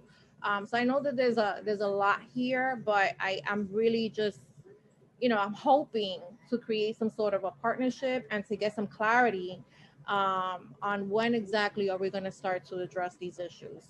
Like, is there a timeline? Thank you, Councilmember. I'm going to turn to Al and Josie, who both oversee both these areas. But the one thing I did want to start out with, the common theme that you hear all the time, because we meet regularly with the tenant leaders and staff locally in your districts, both in the Bronx and in East Harlem, is staff will tell us we're really trying, but we're shorthanded, and I feel for them, and they're right. So as part of the federal money that came in through COVID, we are going to be able to hire an additional 1,072 workers, as many residents as possible for a 6-month stint, to make sure that they concentrate on the grounds. And then our permanent NYCHA staff can then concentrate inside the buildings as well. We can get you a breakdown of that 1,072, the number that would be assigned to your district. In fact, we'll get the committee, where they're going to be broken down as well for each of the committee members. But we believe that, this will greatly, is much needed relief for the staff who's on hand right now, and will certainly help. But in addition, it's a strategy is needed, and the strategy is in place through the action plans that were recently approved by the monitor. Both Al and Josie can talk a little bit more about those, but I've seen all the pictures that you sent. And we most of the time in real time, but it's been going on for too long. You're 100% right. Al, if you can add more to that, and Josie as well. Time has expired. Sure. Thank you, council member, for bringing that, that issue to our attention. The concerns that you have are shared by the pest and waste management departments. The short answer, I know you have a lot of concerns, are that, one of the which I mentioned in my testimony, one of the reasons for creating a scorecard cleanliness system, cleanliness rating system, is so that we can measure both the interior and exterior conditions of our developments throughout the city. Okay, we have worked with the federal monitor in developing this. This is an objective rating system that'll give it on, it'll be on the scale of 1 through 5, 1 being dirty, 5 being the cleanest. Their composite scores for each of the areas. It'll be elevators, lobbies, walkways, waste yards, etc. And I'm sorry, Alan, I don't want to interrupt you, but that's okay. when do you guys plan to implement this scorecard system, and what is different about the score system? Because I'm assuming that now there's still a shared responsibility, right? People are expected to perform. But it doesn't seem like there's anyone that's like supervising now. Like, it doesn't seem like anybody's like going out there and saying, okay, like we have a problem at this specific development. Like, right, this garbage has been building up for quite some time. So it's pretty evident that no one's gotten to it in a while. Like, if that's not happening now, how am I supposed to feel comfortable with the fact that we're implementing a scorecard system? Do we have enough staff to oversee that? Well, thank you, council member, for that. Basically why we, having a scorecard system, as you may have heard, I came from the Department of Sanitation, which, you're familiar with scorecard for street cleanliness and sidewalk cleanliness, that this is going to be, I would say, an enhanced scorecard, something that will actually get down to granular detail so we can focus not only what the problems are, but where in the developments themselves the problems lie. And then we would use them as a way of determining what resources we have, what people, what equipment, what we have at the property level, and that we have to determine if that is a sufficient amount of people. I get it. But again, this all sounds like a job that's going to take a few months to implement. We're rolling it out. We're actually rolling it. It's kind of in its infancy. We've been testing it at different locations. We've rated different developments, and we've seen where we have some issues and concerns, and we've also seen positive results. We've seen, and this is a way, I think, by investing time in this. I know I just want to assure you, by us investing our time in this, that what we're establishing is something that is not only short-term, but it's a long-term measure of your developments, so that you will get a rating and we'll supply it to you when it's all, at your, full transparency. This is what your development was rated, and the goal is to rate it every month. And not only a development, but in the individual areas that we're talking about. And I understand. As far as immediate relief goes, I'm more than glad for myself and my staff to meet with you or members of your staff at specific locations, and we could discuss the issues and come up with plans. I mean, we already have some preliminary plans, but I would definitely like to include you and your staff. And I really hear your frustration. I share it, and I assure you that you have my 100%. We will be out there this entire summer making sure that we're if we have to start facilitating cleanup events at the different nights, then that's what it'll be. But we're gonna keep hammering away at this until there is relief, because it's just really infeasible at this point. And it's been years and years. I'm a very reasonable person. Like, I can work with people. I understand when things are happening. You're not gonna find a more reasonable person in the world. However, within limits, when I keep coming to hearings and I keep hearing, well, we're about to implement this and we're in the process of doing that, and then it's like, Jesus Christ, this is another year. It is another 6 months that you're telling me. And in the interim, people have to walk through, they have to try to run through the rats in the front of the buildings. They have to hope that one of them doesn't climb into their, apartment window in the interim. And I just, we don't even know. And I'm sorry, Madam Chair, thank you. You're always so generous with, allowing me the time. But you know, when you are doing pest management at the developments, like the resident leaders are not even informed. Like there's not even communication with them that says, hey, you know what, let's have a conversation. We understand that this development, has a severe, rat infestation issue. This is what we're doing. What you don't know, why? Because when the residents come to the resident leaders have no information to give.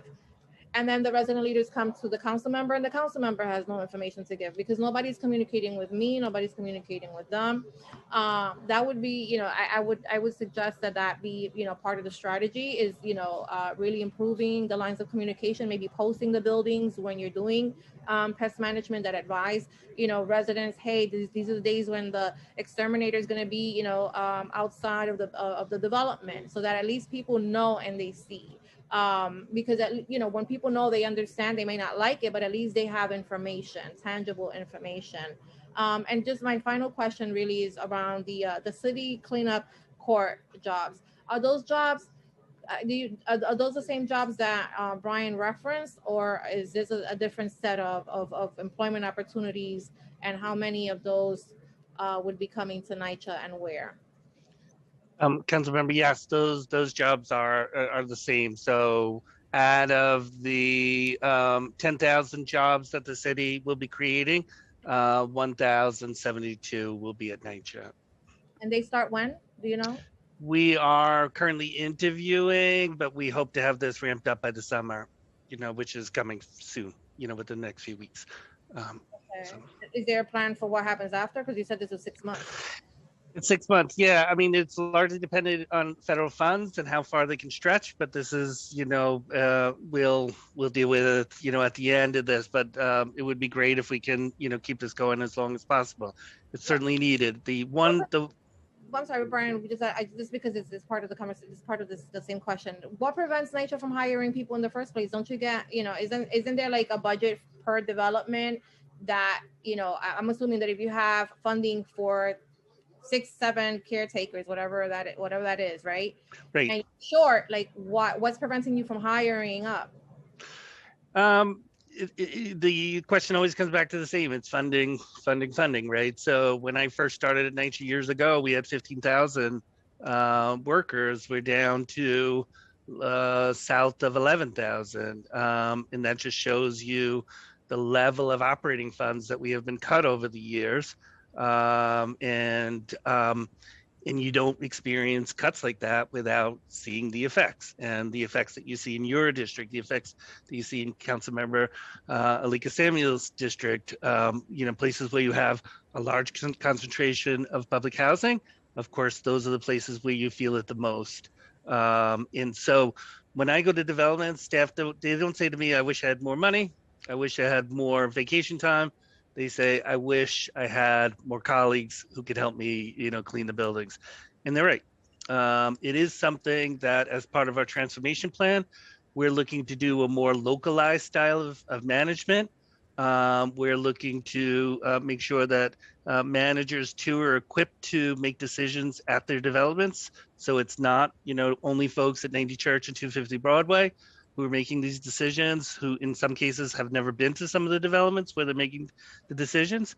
So we agree with you. Myself, I would volunteer myself, and I'm sure that Chair Samuels would join me in helping create some sort of advisory group with NYCHA so that we can help, implement a lot of these action items, because I think that the turnaround is really what is bothersome here, is the constant reinventing and strategy after strategy that just take way too long to implement, and then observe whether or not their work or they don't work. And so I'm happy to be helpful where I can. I will come back again, to the next hearing, and hopefully we have better news. But I appreciate the time. Thank you, Madam Chair. Thank you so much. Thank you, Councilmember Ayala. And just a quick follow-up, out of the 1,072 positions, does NYCHA already have that funding in, do you already have the funding? Yes, it's a part of $7 million in federal funds that came from the COVID relief. So it is it's in place, yeah, for now. It's not something that if you don't use it by a particular time, like a certain time, that so It won't go away, but we plan to use it as fast as we can because we need the summer's the time when you see more garbage, because more people are outside, they're more active, and we need the relief here as fast as possible. So when the funding's in place, we just have to now get the bodies into development so they can start working. Okay, and I see that we have been joined by Council Member Vanessa Gibson as well, and I want to remind the public and NYCHA residents that after the Q&A, we will return to the residents first to speak again. Do you have a upcoming caretaker onboarding process like happening this week or next week at all? I don't know, but we can look into that. Because I've been hearing a few people told me just in passing that they're starting some like training class and they have to go to 90 church either this week or next week. We do regularly hire caretakers. There's a lot of turnaround in caretaker position. It is very, very tough work, and so we regularly hire caretakers. But I can see if there's something special and get back to you before the end of the day. Okay, thanks. How many staffers does NYCHA have that work on pest and waste conditions? And how many of these staffers are at the local developments? Thanks, Council Member. Go ahead. I got it. Go ahead. I got it. Thank you again, Madam Chair, for that question. The total number is 4,619 staffers.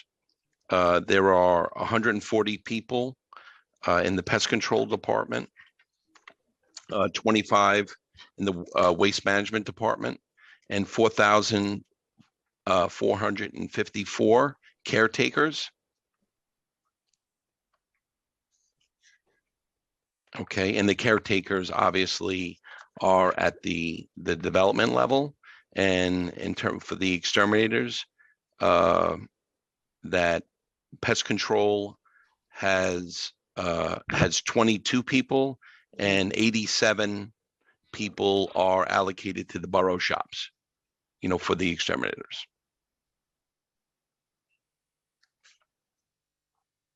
Got it. What training does NYCHA staff receive to address pest and waste conditions at NYCHA? How long is the training and how much does the training cost? Okay, thank you for the question, Madam Chair. I'm going to refer you to Josephine Bartlett. Hi, thank you for that question. All of our exterminators have done integrated pest management trainings. The full one was a full day, and this has been yearly, and we've been doing mini trainings like how to use the HEPA vacuum, caulking, kind of like specific IPM trainings that are a few hours.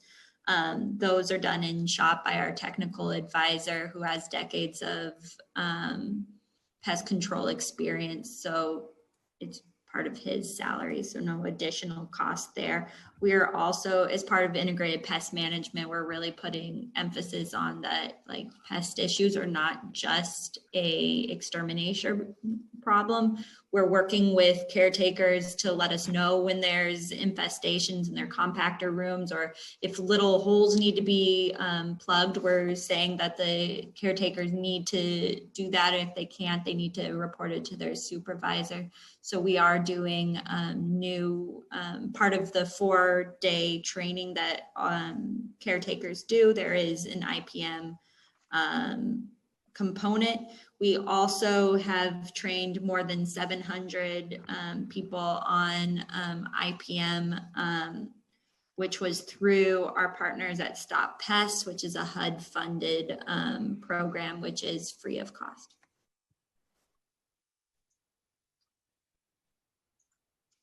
And how many vendors does NYCHA have working on the pest and waste management plan? And how many of these vendors are employing NYCHA residents? And you can also talk about the roles of the vendors within the plan. Okay. Thank you, Madam Chair, for that question. I'll cover the waste side. The vendors that we have, as I discussed before, the private carters for bulk removal at the developments, as well as there are vendors for compactor repairs. And as you have seen by the age of the equipment, there are a lot of them. We also have a mattress recycling program that is on the horizon. What? What did you just say?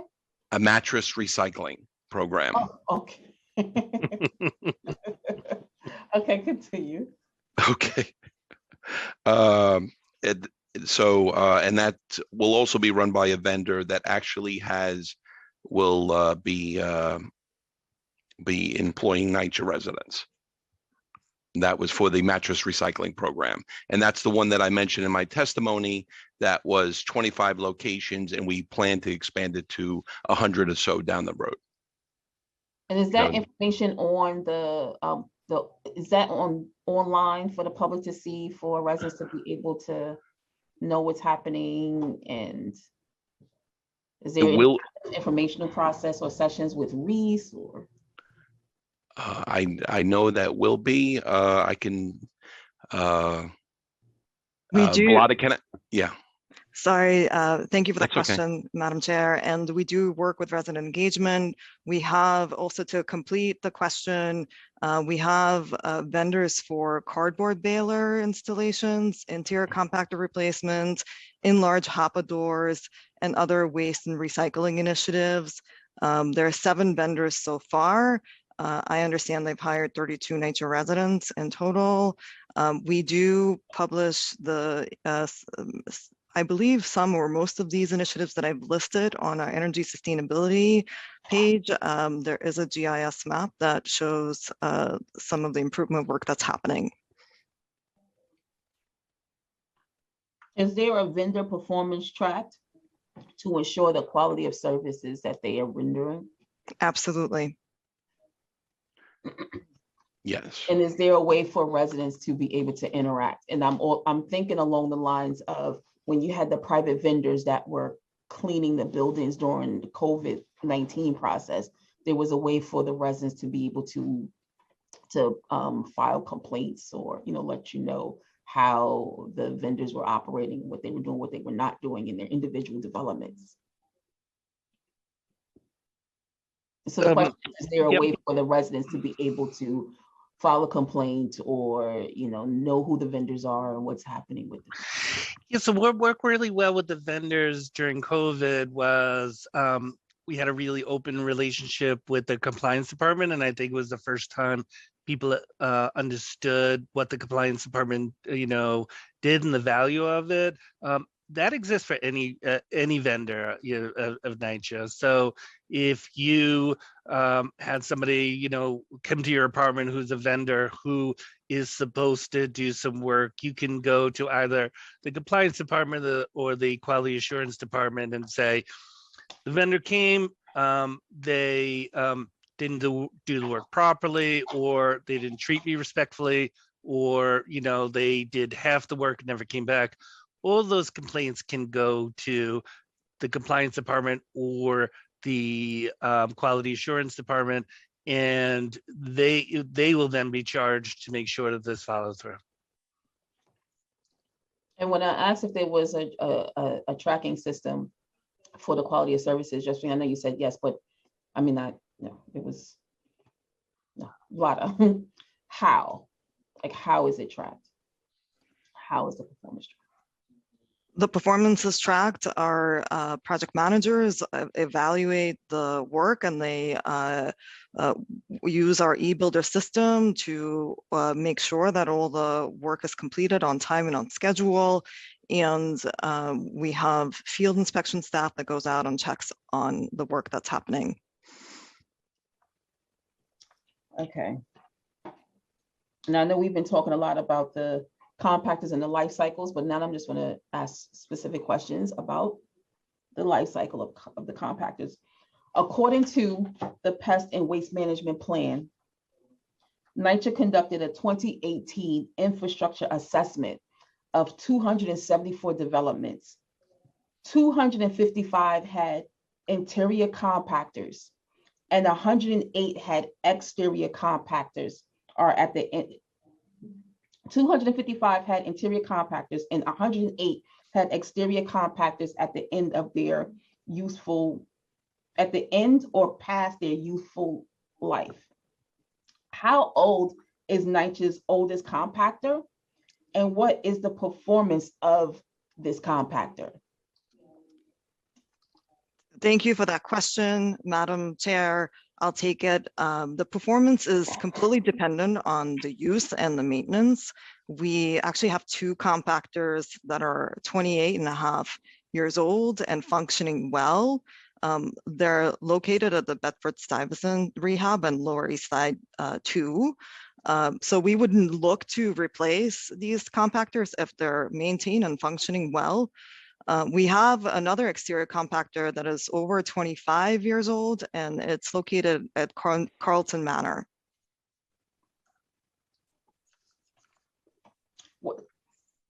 What is the average age of an interior compactor and the average age of an exterior compactor?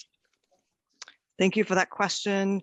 The average age of an interior compactor is approximately 18 years. And an average age of an exterior compactor is approximately 14 years.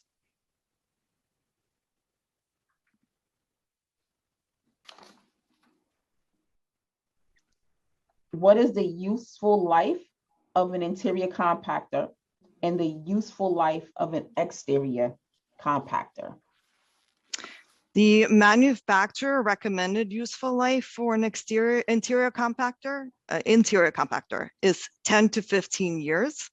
And the manufacturer's recommended useful life for an exterior compactor is 7 to 10 years.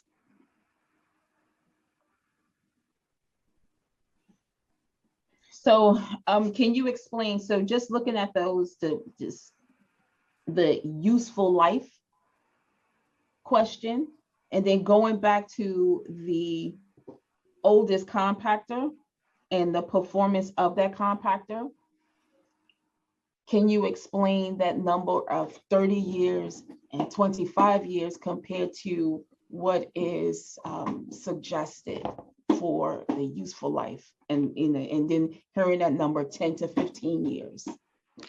Yeah, the manufacturer generally projects that a compactor will fail within those timeframes. But apparently in those particular developments, the staff have been taking care of those compactors and they've lasted much longer than the useful life. It does happen. But across the portfolio, as you've heard in Mr. Ferguson's testimony, 80% of our equipment is at the end of its useful life and may not be functioning properly.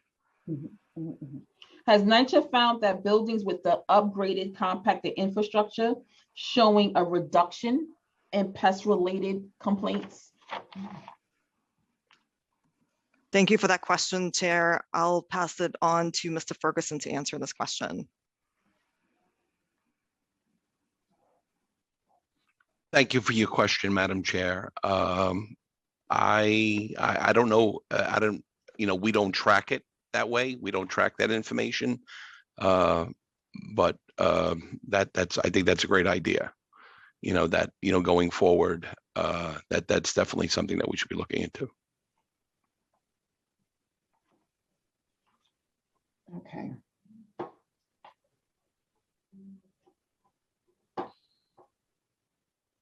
All right. So, okay. According to, so I didn't want to go into details, like dive into that, but you said you don't track that. So the question was, how has NYCHA found that buildings with upgraded compactor infrastructure, do they show a reduction and pest-related complaints. So if we're talking about compactors, right, and the how old the compactors are, and you know, and I understand the development being able to, you know, Right. maintain that particular compactor. But if you have upgrades to it, you know, we're trying to see the clearly the correlation and linkage between the age of the compactor and pest complaints. So I would think that there would be some kind of tracking of that. Okay. I agree. I agree. It's logical.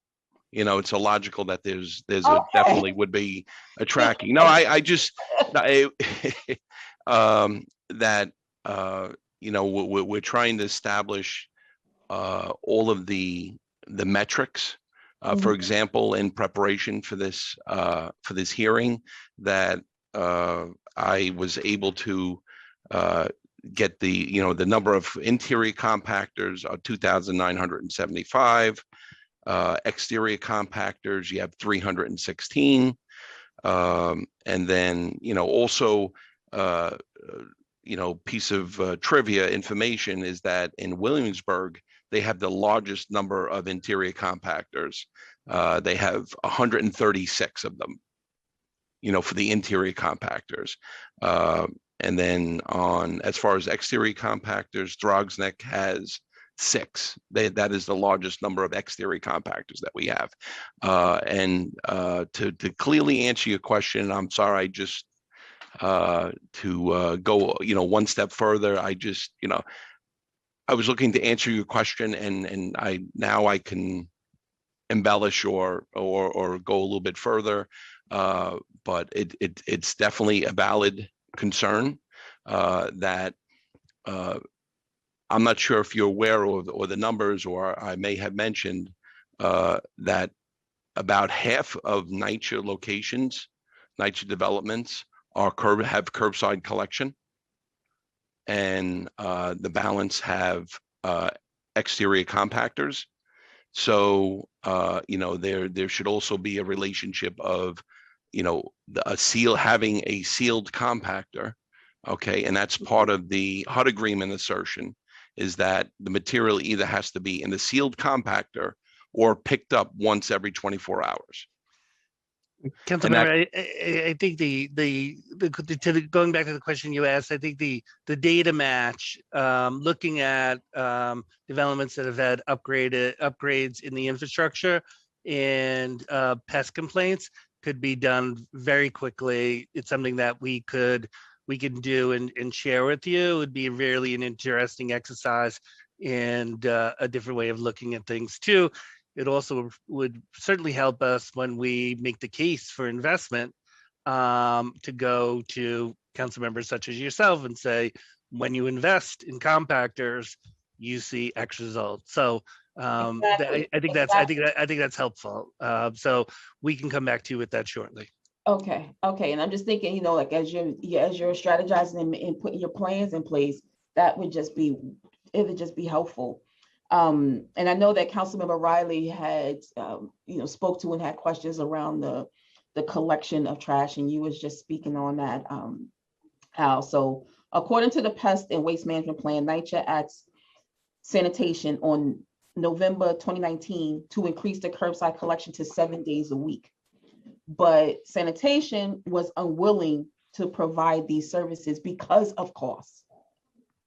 And so would this increase in curbside collection lead to an increase in headcount at NYCHA and or sanitation? And what is the associated personnel, the OTPS costs and personal services costs, if there was this increase in the collection to 7 days? And if you can just go back over, what service does sanitation currently provide to NYCHA? Okay, I'll start off with the sanitation currently provides for the curbside locations, right? We have the curbside, the bucket, we have curbside, and then we have containerized. The curbside locations get anywhere from 2 to 4 times service a week. It's majority of them are either 2 or 3 times. Most of our developments, I will tell you, are getting 3-time service, and that means they're getting serviced either on Monday, Wednesday, Friday, or Tuesday, Thursday, Saturday. Okay, at the curbside locations. Now, at the containerized locations, they get as much service as they need. That if they have, we have certain containers that are serviced every other day that get, multiple service. So some people, some containers actually even get service 4 times a week or 5 times a week. So as needed, we have 2 types of service when it comes to containerization. There's scheduled service and there's call-in service. There's either, because the high generation rates that we have at our locations, that they'll pick up on Monday, Wednesday, Friday, or Tuesdays and Fridays. They'll pick up all the compactors. So that's a scheduled, or a call-in could be at certain locations that do not generate as much, that they wait for the compactors to be filled. There's a red light that goes on the power unit that powers up the compactor. And when that light goes on, it says it's at 80% capacity, and you basically have another day or 2 of room left in that compactor. So they call it in. That's called call-in service. Does that make sense? Okay, yeah. So we have scheduled service, call-in service, and then curbside service.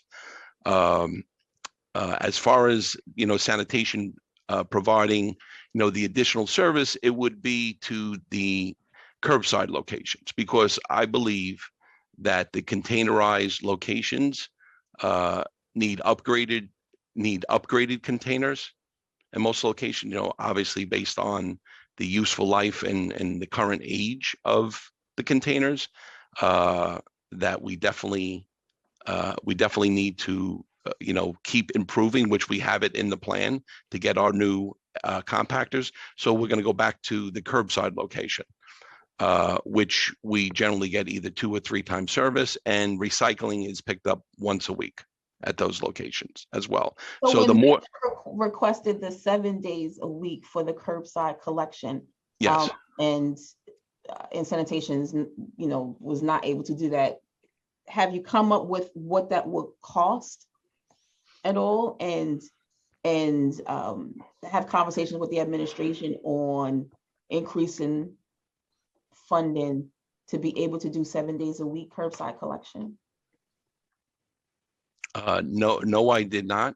The Department of Sanitation, I'm just going to tell you from my experience about the challenges that, how they develop the cost plan, will be, whether or not the trucks could go cross district boundaries. The sanitation districts are coterminous with the community boards. Mm-hmm. So, there'll be a lot of, various options and factors that would be considered in their cost. But the lion's share of the cost would be on the New York City Department of Sanitation side. I do not know what that cost is. But the other component is us, which I did not, I honestly did not, I didn't calculate how much more effort. However, I want to put out there, I had mentioned in my testimony that we purchased 2 compactor trucks. I was just about to say that. Okay. In your testimony, you mentioned, continue. So there are 2 6-yard compacting trucks. So each, a 6-yard, the department, so you get a sense. Department of Sanitation has a 25-yard compactor truck. All right. So that's the amount of, it's a volume, the amount of material that it holds. Each sanitation truck can hold between 10 and 15 tons on average. Okay. So we bought 2 6-yard trucks. The thought behind buying these trucks were so that they could be at our developments and that they can navigate the developments safely. Because as you know, the behemoths that the sanitation has, the 25-yarders, are huge. They have the double wheels in the back. And, I think there's a certain, for the additional collection, I mean, there is curbside collection, which there's no concern. But if we were to pick up garbage within the developments, to make it easier. And it goes to your point.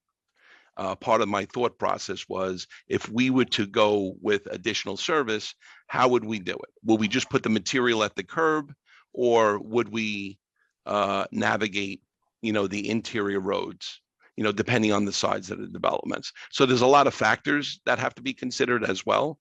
But just even getting back to the request, sanitation's, initial response was to, for us to, start by, recycling more, and instead of just putting everything by the curb, because NYCHA had a history of not recycling as much as they could have. But, we're definitely looking to, change that around. So again, getting back to the additional service, if we run into any problems, if we need additional service, sanitation has been more than accommodating, more than responsive, in getting us anything that we need, in terms of additional service. And my feeling is also that as we go location to location, developing our individual waste management plans, and just to give you another, I'm sorry, I don't want to take up your time, I just want to give you a better explanation that the action plans are living, breathing documents, that it's a plan and it's only as good as up to that day that it's made. And we're trying to always make it better, look at it, change it, make it better. It's something that must be constantly revised based on the needs and the changing needs. For example, I'll give you a quick, for example, Baruch houses. It has a tremendous amount of sandy work being performed right now. So there is tremendous amount of construction, fences, gates, the local law 11, like, we've mentioned the local law 11, sidewalk shedding, all of that, all of those things change the way we do business, right? To change how we have to, it's making it more challenging to clean the development. What we have to revise plans, we have to revise janitorial plans, we have to revise grounds plans. So does that make sense? I mean, I want to make sure that I'm not. No, I get it. I get it. We see a lot of changes and development changes. And when I say development, I'm talking about development, construction, cleanup initiatives. There's a lot going on in New York City right now. And so I get what you're saying. I just have a quick question to another follow-up. What was the cost of the 2 trucks? They were $136,000 each. Okay. All right. And I'm just gonna, you mentioned recycling in that, and I want to get some of those recycling questions Sure. on the record as well. On March 30th, 2020, NYCHA issued an RFQ to re-envision its waste yards, which pose significant health risks to residents as they are in close proximity to play areas, apartments, and other public spaces. Can you identify for the committee the 7 developments subject to the NYCHA design build RFQs for improvement to the exterior yards? And also, by what criteria were these developments chosen? And what's the status of the RFQs for each development? And is the construction still on schedule to be completed by December 2022? With so many changes happening with COVID. And if any of the projects, like have broken ground at all. So just the status. Okay. Okay, thank you for your question. I'm going to refer you to Vlada Kenneth, that she has, that's one of her projects, and I'm sure she has more information on that. Thank you, Al. The 7 developments are Jackson, Marcy, Morris 2, Webster, East 180th Street, St. Monterey Avenue, LaGuardia, 303 Vernon Avenue. We are in RFP stage. We just released the RFP for the shortlisted teams. We are on schedule with these waste yards. We are very excited about these waste yards. We do think that they will be re-envisioning how we do waste management at our developments. They are no longer replacement in kind. They're looking to do new equipment and recycling storage as a part of the waste yards. Also, noise reduction elements are a part of the new design. We are also considering visual screening material for cleanliness and security, and we're focused on the aesthetics and ability to customize each site. So we're very much looking forward to working with the residents in particular on the designs and placement of the recycling infrastructure as a part of these new waste yards. The first one is Marcy, where we are working very closely with residents. The residents have weighed in on the placements of the tested locations. We've done surveys through resident engagement. We've done webinars, and we are going to be working with the design teams that are selected to be able to weigh in on additional waste stations. Does NYCHA have recycling centers at all developments? NYCHA does have recycling centers at all developments. This was rolled out as a part of the 2015-2016 coordination with the Department of Sanitation. At the same time, NYCHA and DSNY developed signage and education, training materials for both residents and staff. And can you just quickly explain, some of the recycling centers are indoors and some are outdoors. So can you explain like which one's are outdoor, which one are indoor, if that's possible, like what's the difference? All the recycling infrastructure that I am aware of, particularly the glass, metal, plastic, paper, cardboard recycling is outdoors. There may be in some places e-waste recycling and textile recycling that is indoors, but all of the glass, metal, plastic, paper, cardboard recycling infrastructure is currently outdoors. And with the ones that are outdoors, are the recycling centers placed in one location per development, or are they in multiple locations? There's at least 2 bins per building. If it's a single building, if it's more than 3 buildings, that would get two bins, the green and the blue. And so there is a centralized infrastructure in both single buildings and campus style buildings. And what about senior only buildings? Where are they located within senior only buildings? They're usually right outside of the building. Those are generally single buildings. And so those are generally right outside of the buildings.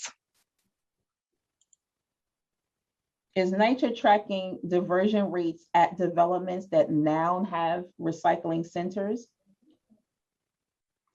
Thank you for that question, Madam Chair. Al, would you like to take this question? We currently do not track recycling at these locations. The amount of anything that's collected in the recyclable containers are placed in the recycling areas, and they're picked up once a week at the developments. And that material is commingled with the household recyclables of the truck that services the entire neighborhood. So there is no way for us to determine, come up with a weight, which would give you your diversion rate.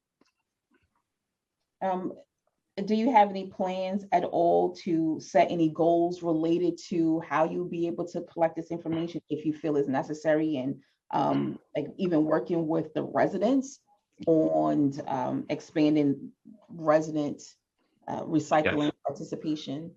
Absolutely. Absolutely. I'm glad you asked that question. That recycling is a high priority for the authority. And the recycling, which I'm trying to break down currently, how we can determine which material we're picking up, where we can grab the numbers to come up with a diversion rate. You know, we could do diversion rate either by weight or by volume, because as you know, landfill, it doesn't know weight, it knows volume, it's space.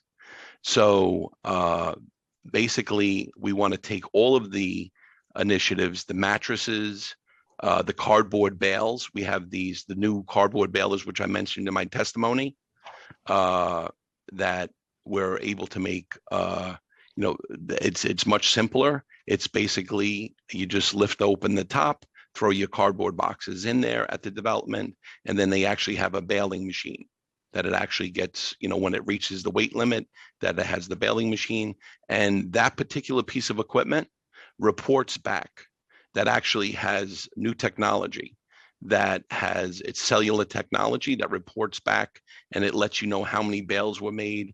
And we already know what we set it, you know, for a weight, so that sanitation could pick it up without straining themselves. It'll be 40, 50 pounds. You could set it to like 100 pounds if you wanted to, but sanitation said 40 pounds is a weight that they're okay with. So we know how many bales are created, and it's only at select locations, but it's a start. My goal is to have E equipment or I equipment, you know, however you want to say, very intelligent equipment that can report back to us when people are using things. And part of the baling machine, and you know, not to bore you to death with the little details, but with the baling machine, you can actually see when people are using the baler. It knows when the baling machine is actually working. So it helps us to make sure that if we want to know if somebody's recycling, it'll report back to us saying they use this machine every day. And then another, you know, another development may report back that nobody's used this machine in 2 days or 3 days. And then these are all flags that come up. And these are great management tools. And it's ways of accountability. And it's a way of also determining and developing our new diversion rate. The mattresses, that'll be something else, because mattress is another big volume item that we can figure out how much landfill space, you know, part of the diversion rate, right? Diversion rate is the amount of material that we're diverting away from landfills. So we'll be able to tell with the mattresses. We recycle also stoves and refrigerators. You know, we're getting numbers on that now, as well as sanitation does pick up some of them. So, you know, I want to come up with good estimates on our own front, as well as working with our sanitation partner and providing a reliable diversion rate. I hope I've answered your question. You have. You answered that question, and you answered a series of other questions that I have related to clarification around the mattress. Okay. So thank you for that. I only have a few more questions that I need to just get on the record. The neighborhood rat reduction program began in 2017 with the goal to reduce the rat population by 70% at 110 sites. Has the program met or come close to the goals that were set? How much does the neighborhood rate reduction program cost? And has NYCHA successfully installed the 50 rat slabs across 9 developments as stated in the plan? And if not, what were the causes for the delay? So can you just speak to the rat reduction program? Thank you, Madam Chair, for that question. I'm going to defer the pest part of that question to Josephine Bartlett. We are close. Month to month, we are about at 65%. Last month, we had a 67% reduction. This month, right now, we're at 61%. So we are getting close to our 70%. This is, the cost of it is our 22 exterminators that work on this borough collapsers, which is 8 people, our 72 seasonals, 8 caretakers, 3 SOEs, 1 program manager. It is 51 full-time staff for NRR. This is $2,288,954. And the seasonal budget to date is $322,000. For the rat slabs, I'll pass it to Vlada. Thank you. I understand that 14 slabs have been completed. There are 36 that are in progress. COVID has had an impact on delays in this particular project. There was a citywide funding freeze for 8 months. This program is capitally funded, city funded. Also, rat slabs are done in confined spaces, so some of that work couldn't be performed during COVID restrictions. So can you just briefly give us a like a quick understanding, or just put it into context, the complaints that you've heard around the rats recently, right, and the rat reduction program? Can you explain why we still hear rat complaints? And just to kind of explain for the public why on one hand, we can talk about this, this amazing program, but on the other hand, folks still struggling with rats. Absolutely. Unfortunately, we can't get rid of the rats completely. So we are still seeing these complaints. We have made a lot of headway, like Councilmember Ayala was speaking about. Places in Harlem, like Jefferson in her district, had 152 rat burrows when they entered the program in 2019. And last month we're at 70. Johnson has also seen a very big decrease from 131 from their baseline to 44. Kings Tower 184, and last month we're down to 18. So as she said, but also as she said South Bronx is having a lot of difficulties, and yes, we're having a lot of challenges. Patterson, which is in the neighborhood rat reduction, is at the same level as when it came in. It does fluctuate, obviously, every month is different, and we work with our Department of Health partners. They have an inspection team that does these borough counts, but Patterson was at 82 rat burrows, and last month they were at 83.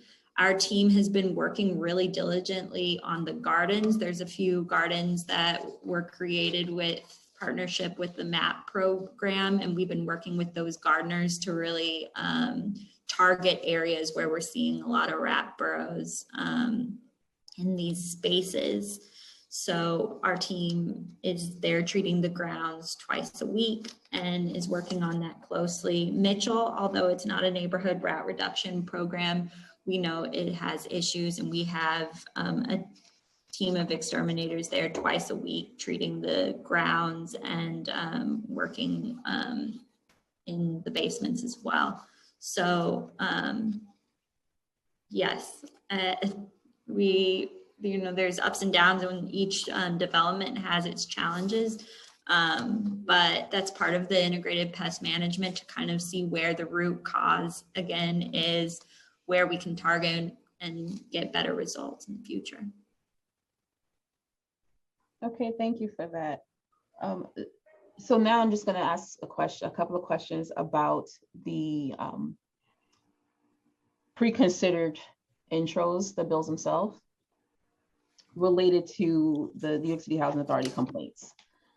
When NYCHA responds to a resident complaint about pests and does some kind of fix, is it NYCHA's policy to ask the resident whether the pest condition has been addressed before marking the complaint resolved? And does NYCHA have any particular policy involving senior households or households with children?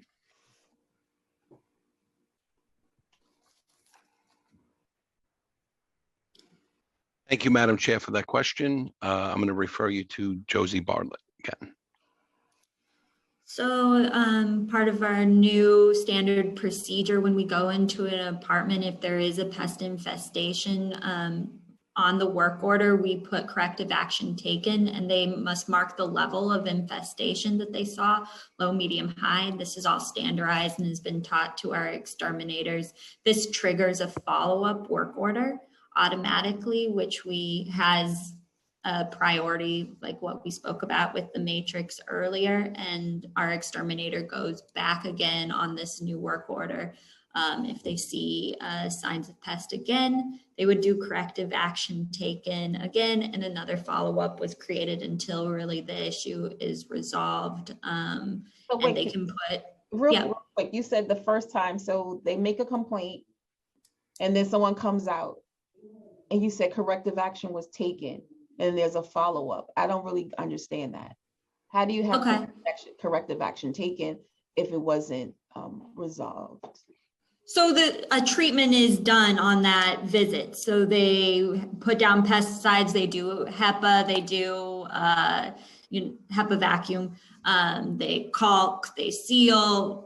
You know, it's different for each work order, and we track it, we see what is done, but they don't know if that has eliminated the issue until they come back. So if corrective action is marked, so this is a little nitty gritty, but on each work order, there's 4 options you can do. There's preventative, you don't see pests, but we did some caulking, we did some gel to be preventative in case in the future. Satisfactory means no pests, we don't use pesticides, and there's not a follow-up. But when corrective action is marked on this work order, the infestation level has to be marked, and automatically a follow-up work order is done. And that's just to make sure to see that when they come back again, what is the level of infestation again? Is it still medium? Is it low? Has it been gone away? Like, this is the way that we know if what we've done has eradicated the issue. So whose job is it within NYCHA to make sure that if a case or complaint is marked resolved, that is actually resolved? So we have on the pest side, we've got a few levels of Q&A going on. All of our 5 teams of exterminators have 1 to 2 supervisors of exterminators, which are always doing pop-ups on their staff. They put their labor code on the work orders, and we can see from a management side which apartments they've done and what has been done. We also have environmental health and safety, which does reviews of the work orders and does reviews in person to see what it is being done and that it matches up with what we're seeing on the work order. We have a QA department that is doing the same, and then the pest control department that I am part of, we are looking at these work orders, and we have 2 technical advisors who have decades of experience that go out, shadow staff, and make sure that when they're doing integrated pest management, they're doing it to our standards and that the work is being done with what we want. So because, you know, the conversation lately is always around accountability and transparency and making sure that agencies are working together. You know, if there's a rat infestation, you know, how is that being tracked with DOH image? And when we're talking about waste management, you know, how are you working with sanitation? Can you speak to this bill around being able to call in complaints with 311? Do you think it's possible to merge the NYCHA call center with 311? You know, can you just give us your thoughts around the bill itself? Councilmember, so as you know, this is an idea that's been around for a long time, and at different times, NYCHA, you know, has, you know, entertained it and had conversations with DoIT. And you've been to our call center in Long Island City, and it's actually a very good call center. It really is. I think I kind of wish that you know, more residents and more council members could go there, because if you see it, it runs really well. I think people get frustrated because They call the call center, they get a work order number, and yes, it's true. Sometimes the work doesn't get done the way in the time that was supposed to. The quality of work is not what they wanted, and they think automatically it's the call center that was the problem. When in fact, oftentimes the call center did its job. You know, you called there, you put in your complaint, they gave you the ticket number. The problem I think a lot of times is, and something we recognize, the problem is, you know, oftentimes with the making sure that the work gets done and making sure that quality is getting done, but it's not the call center. NYCHA residents can you call 311 currently, and those complaints do get routed to NYCHA, you know, and would anyway, you know, would no matter what. Just like any other landlord, though, if you lived, I always compare to Stuytown because it's a big apartment complex, or Starrett City or something like that. Your first line of defense would be call the landlord, you know, in that instance. If the landlord does not do what they're supposed to do, then you can call 311 and they would be able to route it to the proper agency. We believe that we need to get better in terms of quality assurances with work order tickets. I know that this bill is well intentioned, but I'm not sure it achieves that goal.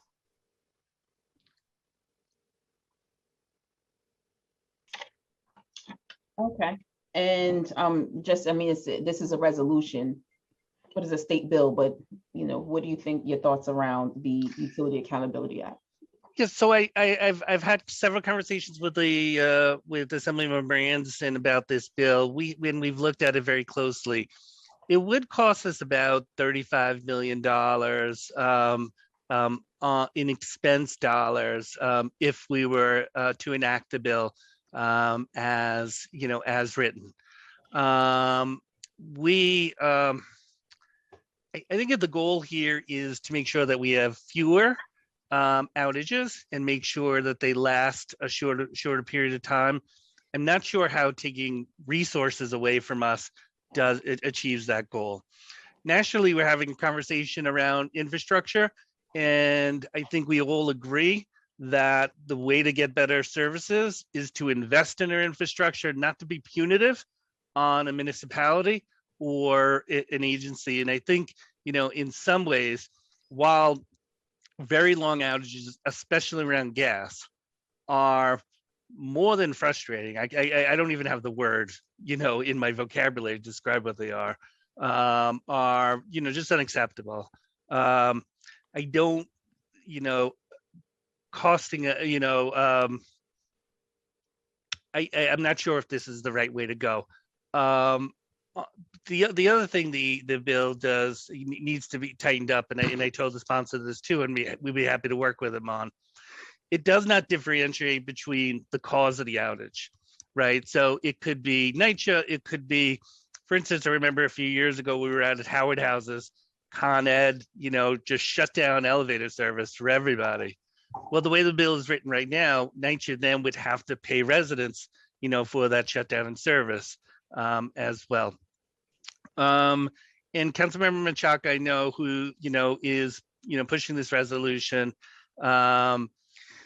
understandably, because in Red Hook, we've experienced a lot of gas outages.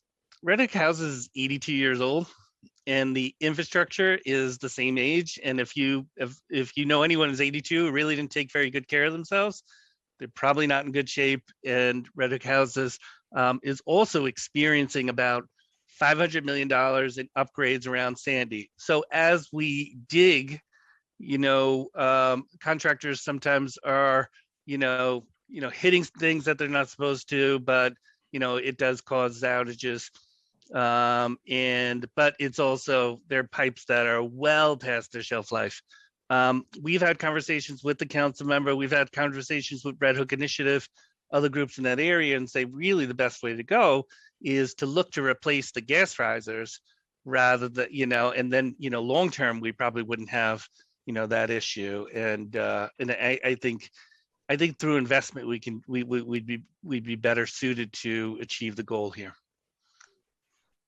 Okay, thank you so much for that, Brian. I actually do not have any other questions. But I do hope that just hearing your testimony today, we're able to, really work together on pest and waste management. There's been some real takeaways, and I know Councilmember Ayala mentioned it, for even our offices coming together. Clearly there's some need for some roundtables and working directly with the residents related to communication, information sharing, everything else. So there's definitely a need for some follow-up, but I do appreciate the conversation. So again, I have no more questions for NYCHA, but I do know that we have a couple of residents who wanted to speak after the Q&A with the authority. So I'll turn it back over to. Great. And Councilmember, could I just add something that came up earlier? Earlier, you had asked about what's going on at 90 Church around hiring. That is around the cleanup corps. And to date, we have hired over 500 people for that, for those positions, and over half of them have been residents. So, and they started, some of them started the last week of May. So we're halfway to our goal. We hope by July to be fully there to the 1,000 hired. And the current numbers are 539 hired, 224 of them are residents. Say one time the number. 539 hired to date, 224 residents. Okay. And there is a heavy push to inform the residents about this job opportunity. We sent this all to all residents with email addresses. We've been putting it out there on social and made sure that all the tenant leaders do have it. Any council members, if you want to make sure that the residents in your district know about it, please encourage them to apply. Okay.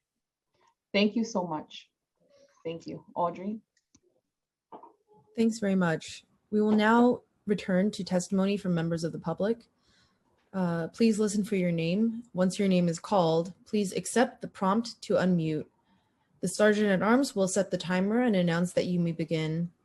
Your testimony will be set to 2 minutes.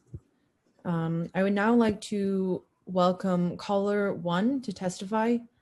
For the record, could you please state your name? Caller 1.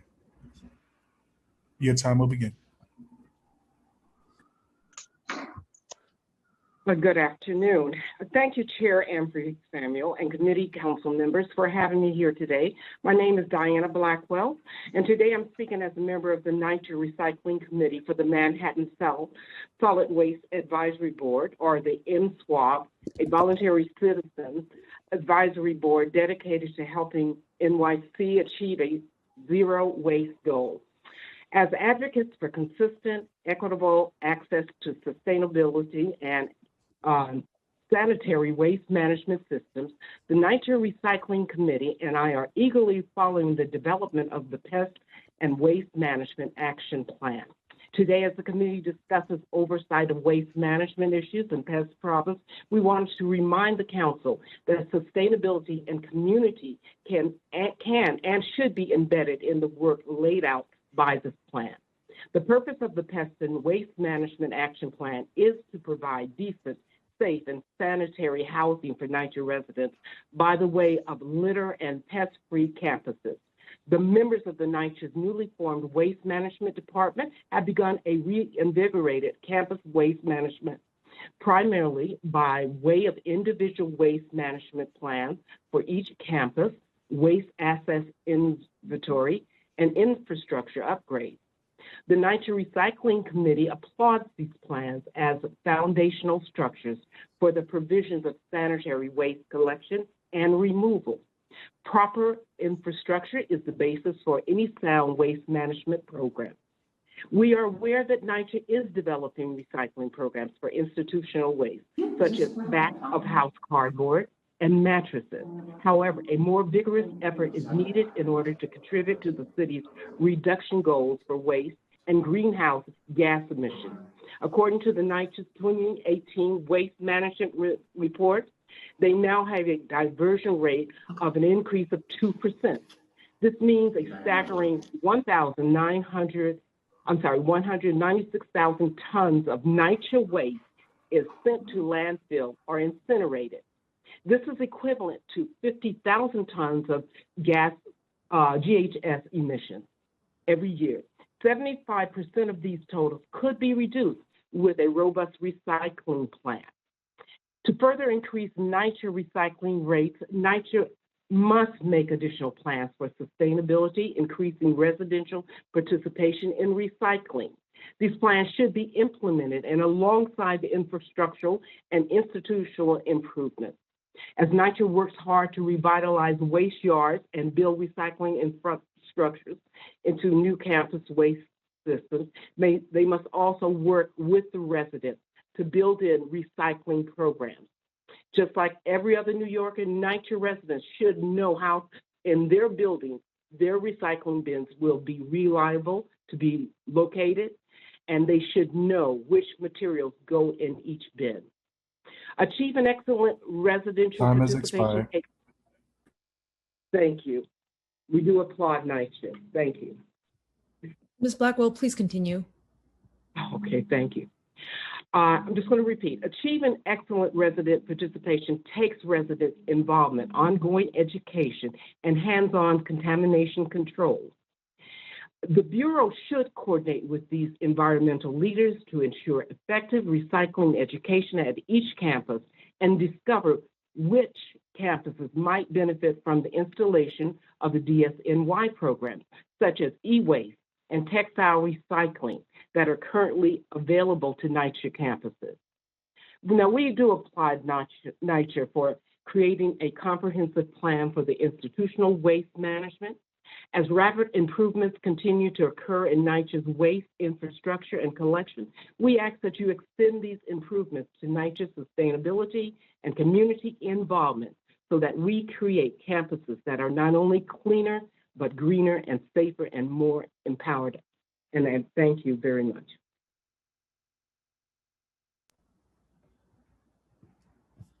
Great, thank you very much. I believe this concludes public testimony. However, if we have inadvertently forgotten to call on anyone to testify, please use the Zoom raise hand function now and we will try to hear from you. Seeing no hands, I will turn it back over to Chair Ampry Samuel to close the hearing. Thank you so much. I do want to recognize the committee staff. Thank you so much, Audrey, for your assistance during this hearing and for all the prep leading to it, as well as Ricky Chala and Jose Condi. I also want to just personally thank Ms. McFarland, Ms. Blackwell, and Ms. Mansick for coming in and testifying today. I always appreciate your voice and your expertise. And I would like to do that follow-up, Ms. McFarland, with Diana Ayala, Councilmember Ayala, and Ms. Blackwell. I will also like to follow up with you because you mentioned some things around just gas and sustainability. And I do have a gas ban bill that has been introduced in the council, and I would love to be able to get your input. Thank you so much, NYCHA, for your testimony today. And I do look forward to the follow-up. So you will receive clearly a follow-up from the committee, and I look forward to those next steps. So with that, that will conclude today's hearing with the Public Housing Committee, and enjoy a safe and prosperous